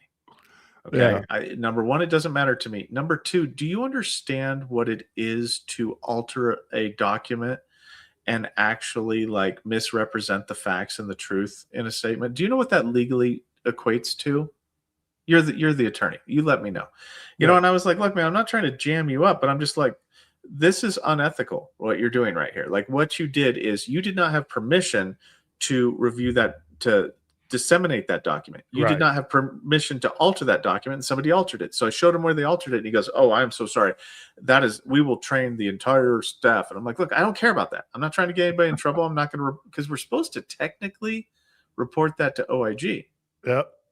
And they could have their accreditation revoked. And I'm like, technically, I'm supposed to do that. I'm not going to do that. Doesn't sound like you did this. You just had somebody maybe new that did this. Yes, it was somebody new. Yeah. Well, Yeah. Raider, I think we got a request. I'm going to put it Sure. up. A request from you. I'm going to put it up on the screen. What do you want to talk about? Come on, do it. Man, I can't believe you need to get better. Stop it. How much can you bench? Lift. You've got to lift. I got No. the lift, right? Man, that's too funny. I got a couple. Sure. Piers. Oh man, you are asking some tough ones today. TW now 100% comeback. So like that. Yeah, I said the same thing. Panic attacks record has long shown need the daily skill supervision of aid to prevent solicitation. Is it appealed to the board for SMC R2? Again, Pierce, let me tell you all, when you get up to R1, remember, and I said this earlier, Raider, 6 business days with 3 claims of SMC, R1, I think one I gave R2, and my supervisor gave them to me back to back to back. Do you know how many conditions I'm granting? I service connected all of them, by the way. And getting that over 11K, people, that's a lot of money. You don't want to be at that level. Trust me. You know. So, okay. So, a couple things here. This is kind of a hard question to answer because what you're kind of alluding to is that you should have L1 because the need for aid and attendance. You didn't say that you were service connected for L for aid and attendance. So you cannot skip L to get to R or to T. You have to have L first. And that's going to be a kind of a hard one to get because mental health for aid and attendance is challenging because you have to prove to me, not medically, you've got to prove to the rater because raters decide L exclusively. Non-medical professionals decide L. So you do have L. Okay. So you've got L.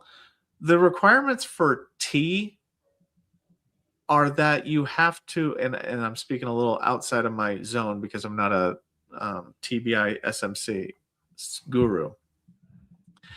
You have to prove that without aid and attendance, you would be a failure to thrive. So you'd become hospitalized or something like that for SMCT.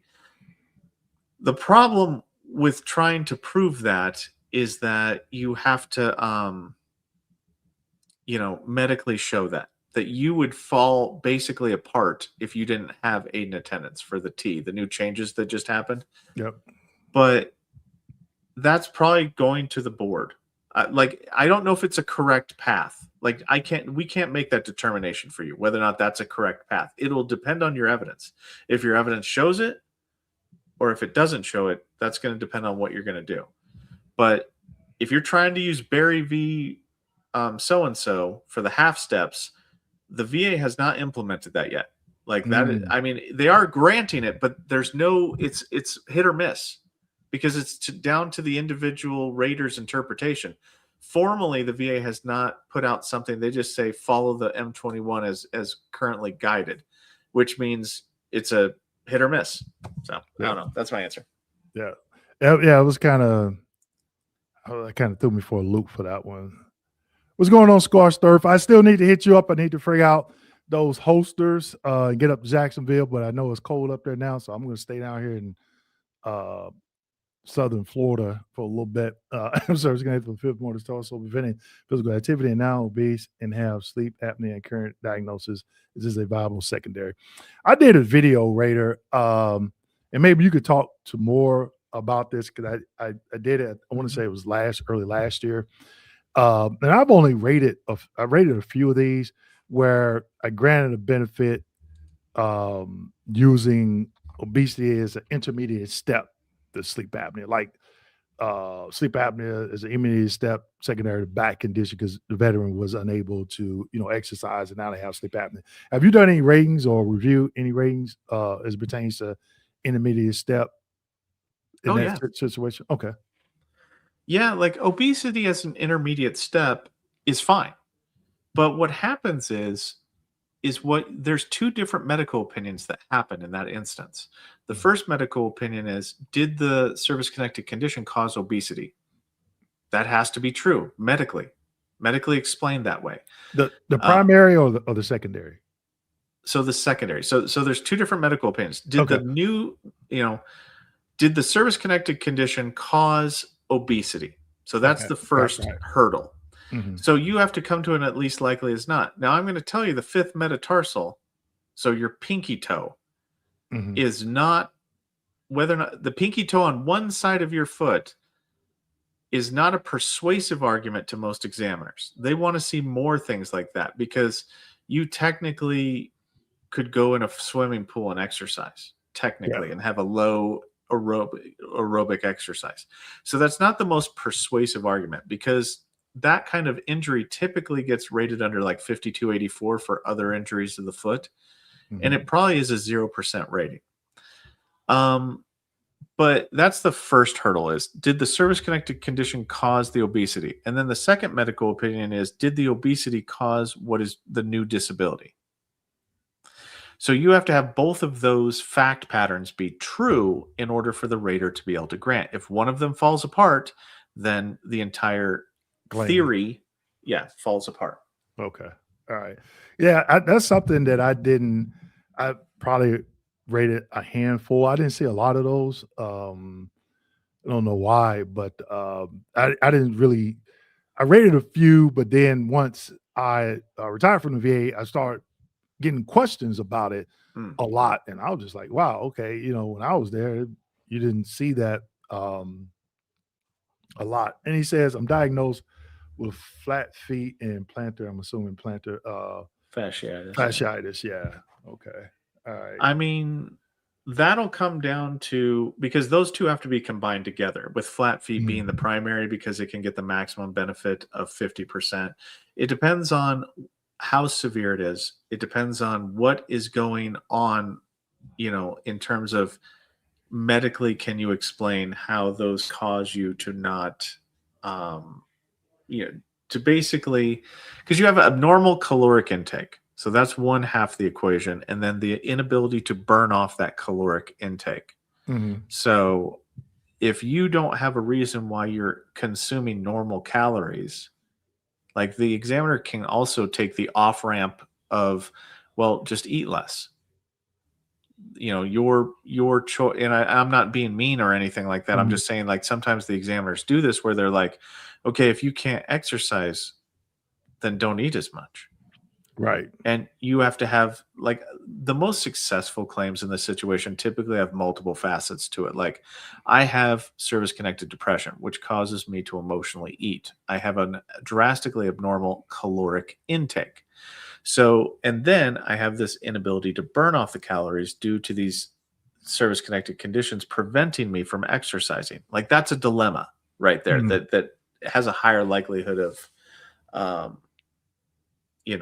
success. And your medical rationale that you submit is going to be filtered through the examiner, and they can disagree with you. Like Mhm. they have, if it's veteran versus examiner, the examiner will win every single time if Yeah. they have a difference of opinion. One thing that when I rate it, and in most cases, I always went with the veterans private DBQ over the CMP examiners. And this is why. In these cases, there were a few where I didn't. But when it comes down to the rationale, CMP, VA contractors, CMP examiners, they were given like a negative opinion and only like 2 sentences in the rationale. Yeah. But the information from the private doctor, they got the medical studies linking and showing, and they're up to date and all this. And I'm just like, why doesn't the CMP examiners do the same thing? You know, and it was hard for me to even agree with the CMP examiners because you only giving me 2 sentences. Oh, I've been a doctor for 10 years. And I got somebody saying, hey, here's 3 medical studies, and this is what they're talking about. And I look at them and they, they're making that connection. So it made my job a lot easier. So are you seeing, what kind of rationales are you seeing now from some of these third-party examiners? I'm pretty sure they're probably all over the place, maybe a couple of sentences, maybe 2 or 3 paragraphs. Sometimes a couple pages, sometimes a sentence, like just literally, like it depends on the facts. Like if there's no diagnosis, then they'll say there's no diagnosis, so medical opinion cannot be established because of no diagnosis.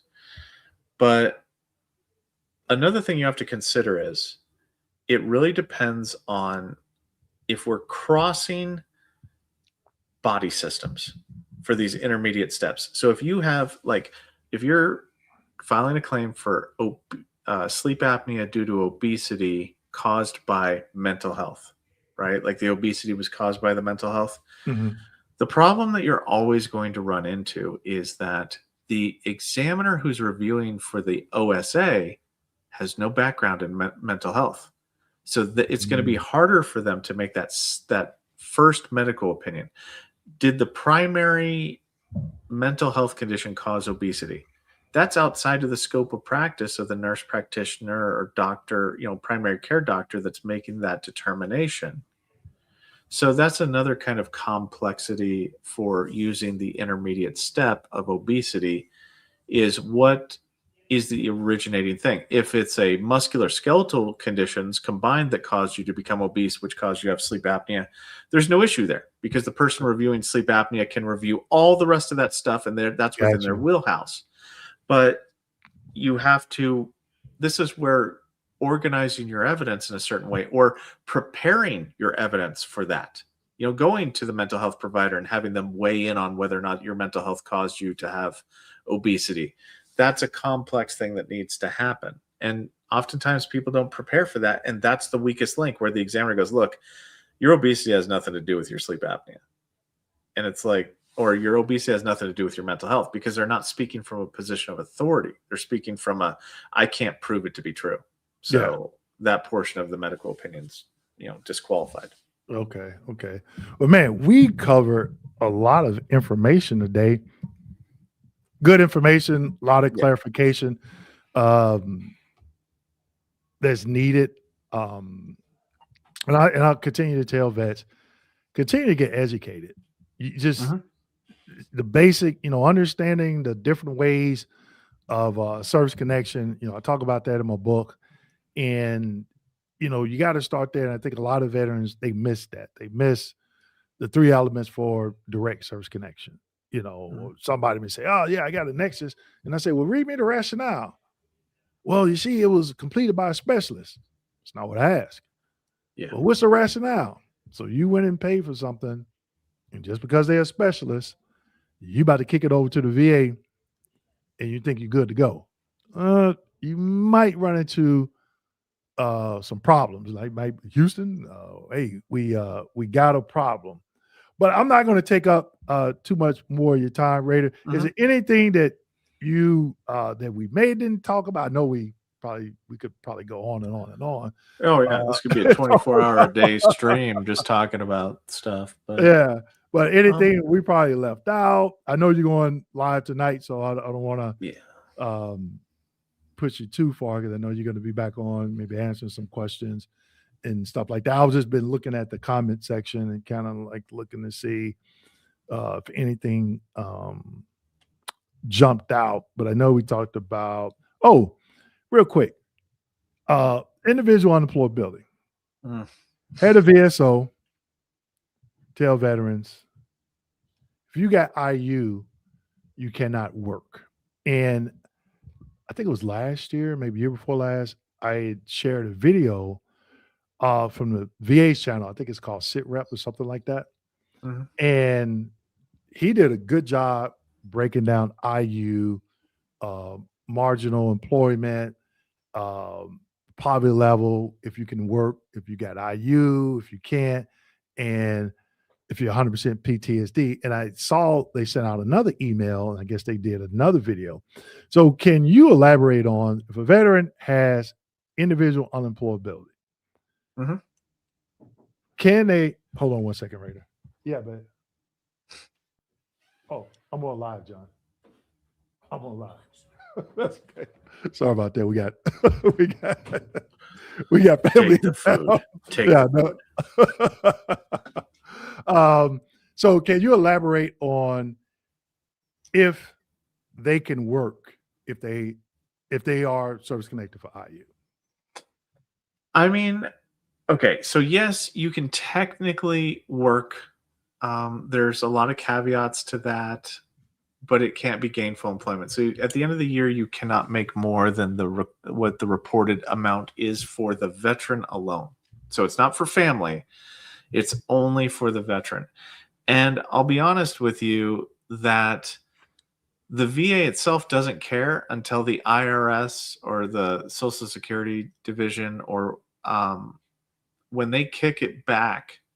Like if you make over the poverty line, you will have a claim generated, and then the rater will review it, and then they say that you can have a hearing if you disagree. Okay, cool. That ain't going to do anything. Like there are a lot of times whenever it's like you get a hearing for something, you get the ability to provide evidence to the contrary. But if you made more than the amount, the evidence that you provide doesn't matter because you made more than the amount. We're revoking your TDIU. That's Right. the way that cookie crumbles. You know, Right. it sucks. Yeah, but you got, I heard VSOs, oh, you can't work, you can't go and make a dime. And I'm like, No. I don't think that's right. And sometimes, I don't even push back. I'm like, veterans, even if I say something, I want people to challenge me because I'm human. I could be wrong. I could be maybe interpreting the regulation, differently or not correctly. And then, we have a conversation about it, Yeah. and, and that's something that some raiders I did work with, we would kind of go back and forth on stuff and try to understand it, especially if we were trying to grant and like, hey, this is the way I'm looking at it. Am I on the right track? Just having that conversation again, especially if you're trying to service connect. Another question I want to ask, and I did a couple of videos, and I know I was trained this way when it came to IU. I don't know if they still do the training.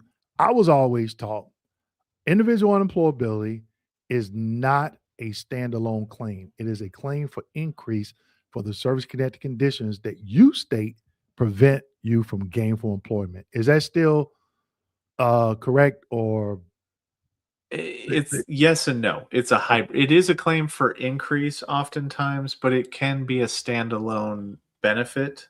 It's a separate benefit, but right? yeah, and then you have to go to an increase exam. That's why sometimes like people get a misunderstanding. They think that TDIU itself will be reviewed, but everything that you put on that form has to get an increase exam of some kind in order to do the economic impact assessment. Right. And when it comes to that, and I tell people in those videos, understand, get a copy of your code sheet, look at the percentage that you have, look at that effective date. Has it been in effect less than 5 years? Because if you go to that exam and it shows improvement, you could be denied, proposal to reduce. Because also, let me know if this is still in effect. if that percentage has been in effect more than 5 years, is it a requirement to have 2 exams to show improvement before Correct. proposal to okay. So that's Yeah. still in effect. And that's what I'm talking about in those videos. And people, oh, you're 90%, you're not working. How you? And I'm like, Yeah. time out. You There's could. some other things you might want to be looking at first, because if you and the number one, I won't say the number one, but in most cases that I rated where I had to do a proposal to reduce was TDIU and claims for Yes. increases, because the veterans, they did not understand that 5-year mark, and they did not understand what is the criteria for the next higher percentage. So my opinion is TDIU and higher level reviews are the number one causes of proposal to reduces. So like if you reduces. Um the thing that I wanted to say like about the TDIU specifically, and once again I forgot my point, but I guess I'll just drone on. So for like the when we're talking about TDIU, it has to come from a place of there, or the 5-year rule is what I want to talk about. The 5-year rule is not a guarantee of anything. So let's say you submit TDIU and we do an increase exam and it show it got improvement.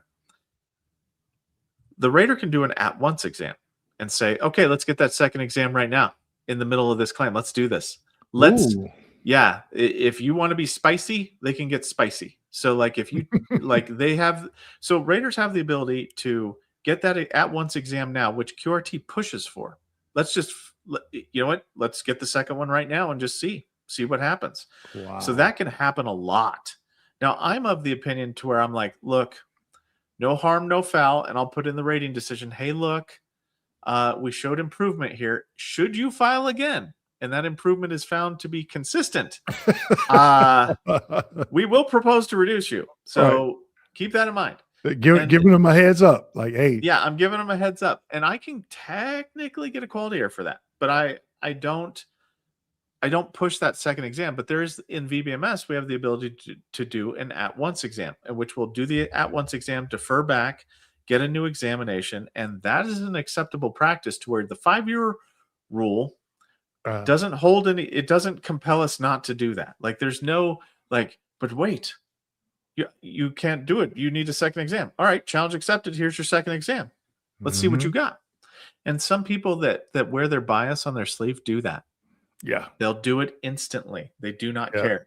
And they think in their mind, they're justified by saying, look, I want to make sure that you get the most accurate exam because I think you're like if I don't, then you're defrauding the system because you've got and I've met people. I've talked to them, spoken with them. Like on face value, they think all private DBQs are fraudulent. Yeah. And that's why I tell people, so when I heard, people tell veterans, oh, come to IU, just do IU. And I'm like, man, it is so many other factors that come into play. Be careful. Because if you're at 90% and you feel you should be 100, there could be a path there, right? Yeah. You just have to understand, start with, hey, what diagnosis you have, and where do they fall under the different ways of service connection? But when you drop off into that boat of IU, now I think it's different. I know when I rated and whenever I inferred IU. That means I saw something that would allow me to grant. I can't grant it, so I will infer it in a rating. And some veterans say, Dwayne, they deferred IU. And I'm like, what? I'm like, oh, what they're doing, they're inferring it. Well, somebody said, go ahead and file a claim for it. Are you still working? Yeah. Does that make sense? Do you see more rating decisions inferring IU? Or I know when I did, it wasn't you didn't see it that often. Yeah, you see it now a lot of the time. So I hate it. I despise it because people will infer like you have to understand it from the point of view of getting somebody's mess after they Yeah. so what they'll do is it'll say, hey, look, the vet on the DBQ, it'll say, hey, look, the veterans has economic impact on their so and so, even though they didn't claim IU. Well, then Mhm. some jackwagon will go and infer IU, not knowing whether or not the veteran is employed, not knowing whether or not the veteran will meet scheduler criteria, not knowing whether or not the veteran even wants to solicit the claim. So they will do a defer back to the VSR and have the VSR invoke or invite or raise to issue TDIU. I do it a Yeah. different way. I will put on the code sheet note, hey, look, authorizer, please send the veteran an 8940 form and see if they want to solicit a claim for it, because we're not supposed to raise something to deny it. Exactly. So, and that's what happens a lot of the time with TDIU, because we don't somebody raises it erroneously, and then, like, let's say after that deferral comes back, I get to sign that claim. Now I've got to deal with IU. You didn't raise it to issue. You never responded to us. And now I've got to deny something that was never officially claimed. And it forces my hand, and it annoys me, because now I've got to do this big, long explanation of why you can't be granted for something you never claimed. And it's very, very annoying. And I would like to say something up here. Is it the Raider X about the Oh, go ahead. jackwagon? About the Yeah, jack? it's the jack I wagon. heard that too. The Raider X says 38 CFR 4.23 comes into play, where the bias of the Raider VSR or whoever. Yeah. I would like to make a mention of this just real quick. Okay. You can't hold anybody to that. 4.23 for the attitude of the rating officer. Yeah. If, like, I can believe what I'm doing is the right thing. They can believe what they're doing is the right thing. They can believe that they have the ethical and moral high ground in what they're doing. They could be ripping your benefits away for no reason, and they could believe that. Like, the attitude of the rating officer is in the eye of the beholder. I actually seen one time where this actually came into play. In the Raider, their verbiage that they put in the narrative, they specifically said, "I feel," and I was like, "Oh no, you didn't. I feel this. I feel," and so it was like personal at that point, right? It was no fact, I agree with you. It is hard to prove, but when you see stuff like "I feel," it's like, okay, now you're injecting your personal feelings into this. But unless you see something so direct, and then Raiders, we get crafty with their wording. Like you were saying, hey, you come back in again, we're gonna tax you. So, we're gonna do whatever the evidence tells us to. Right. So be careful. And I would always snitch. I would snitch on the examiner if they gave a negative opinion and there was no additional evidence to show that I could grant it. I wanted that veteran to know, hey, that examiner denied you. Go ahead. Oh, I was going to say, we talked about this beforehand, where I always ask for, like, I will always, in a rating decision, no matter whether or not I granted or denied, I'll include the medical opinion. And it's good for veterans to do that, to say, hey, look, either way, could you please include the medical opinion?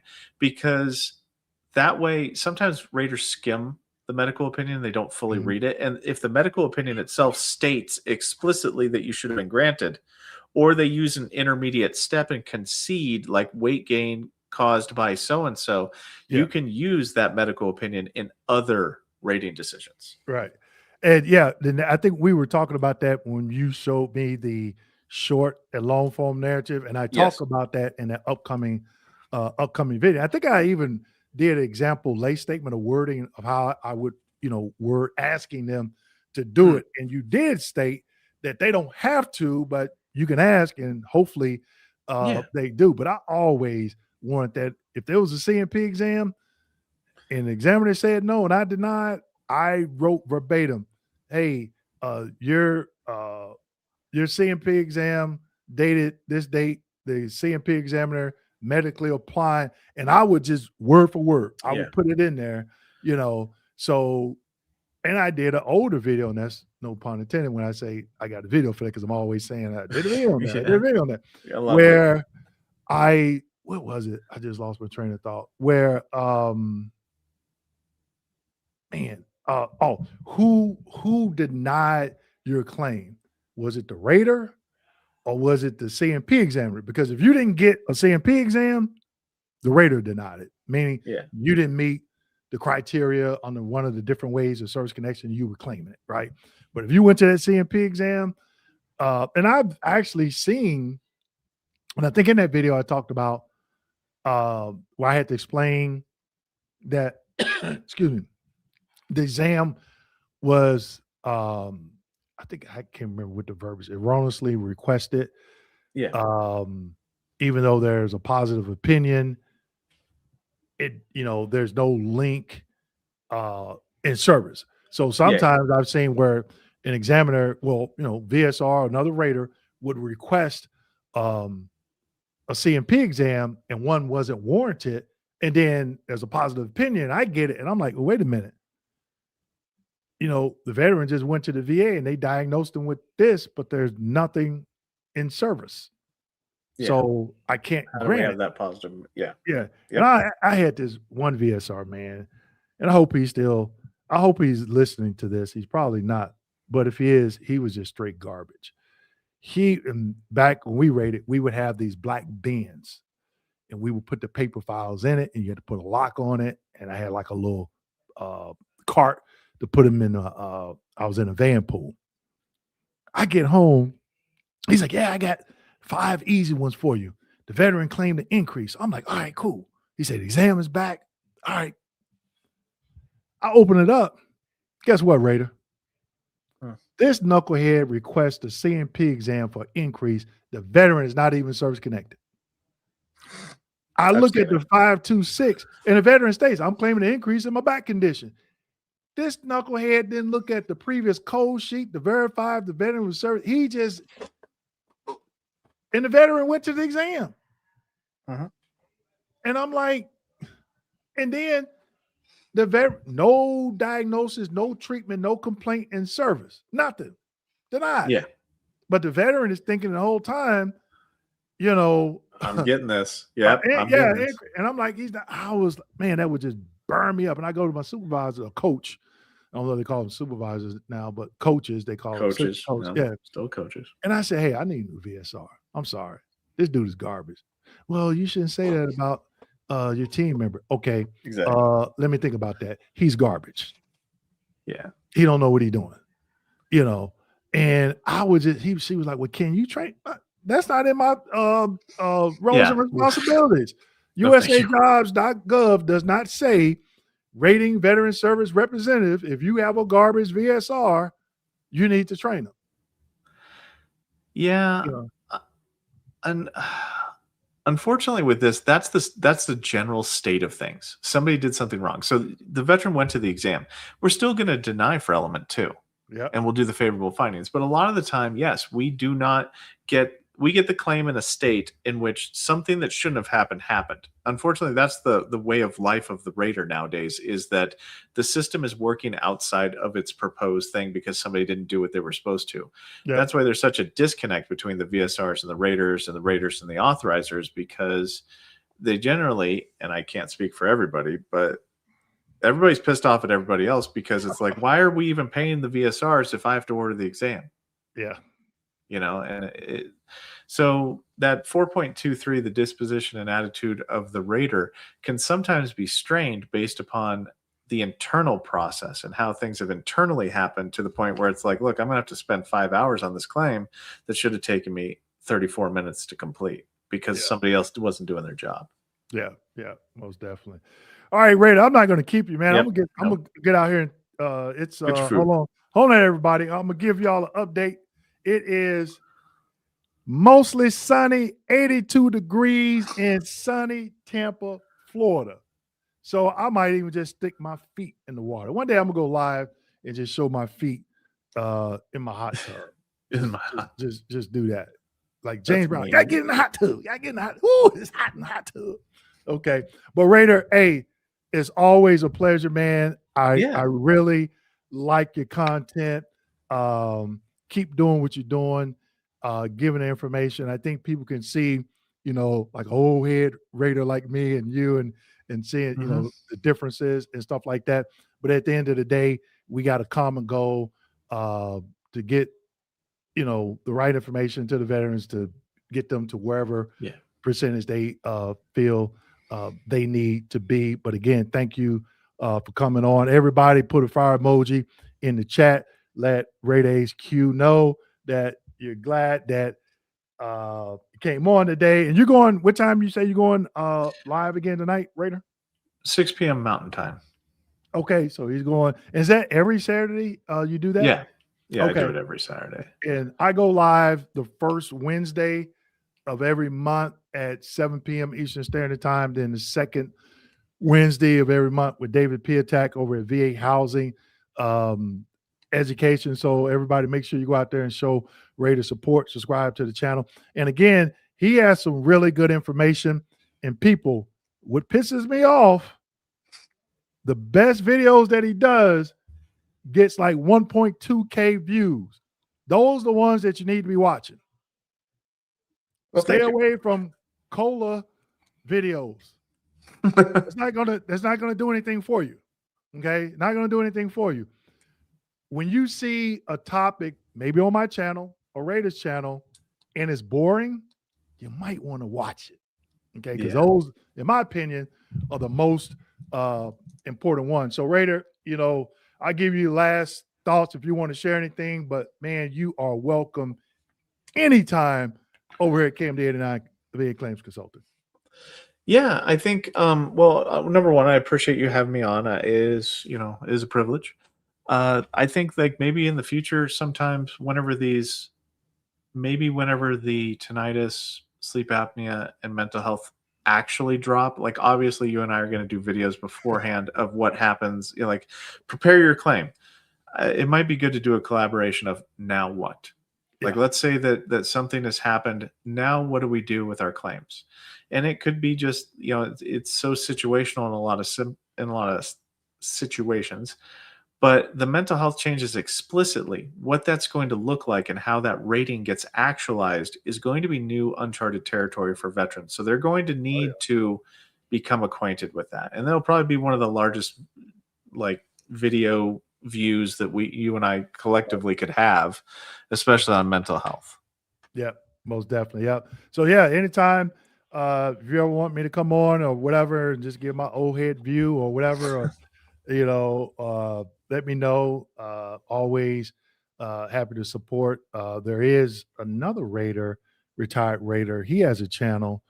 We've got an upcoming video. I think tomorrow we're going to upload it. I can't even remember the name of the topic. It's slipping my mind. But yeah, welcome anytime. And I wish your channel much luck. And thanks again, because you're doing something that I didn't have the cojones to do back when I rated. I don't think I even had the bandwidth to do it because I was just so stressed out all the time because I never was a VSR. So I was like, man, I was just I just became a Raider, right? And Yeah. they call it hired off the street. That's what they call it. You got hired off the street, as a Raider. But eventually I started to excel, spending time in the -1 30, and that really helped a lot. And I worked overtime so I could have more access to those regulations. So I could we weren't on production initially. We were doing overtime. I think now they maybe are on production. Are they on production quotas? Yes. They work overtime? Okay, yeah. Yeah, But it gets added in. So yeah. it augments your normal. Yeah, okay. All right, sir. Well, you enjoy the rest of your day. I'm gonna get these steaks on the grill, enjoy some of this warm weather. Everyone, thank you for joining us today. It has been awesome. Always learn a nugget or two from Raider. So again, thank you. Hey, Raider, one other thing. You got to take us out, man. You know what you got to do, right? Get to the chopper. Come on, do it. You got to get there.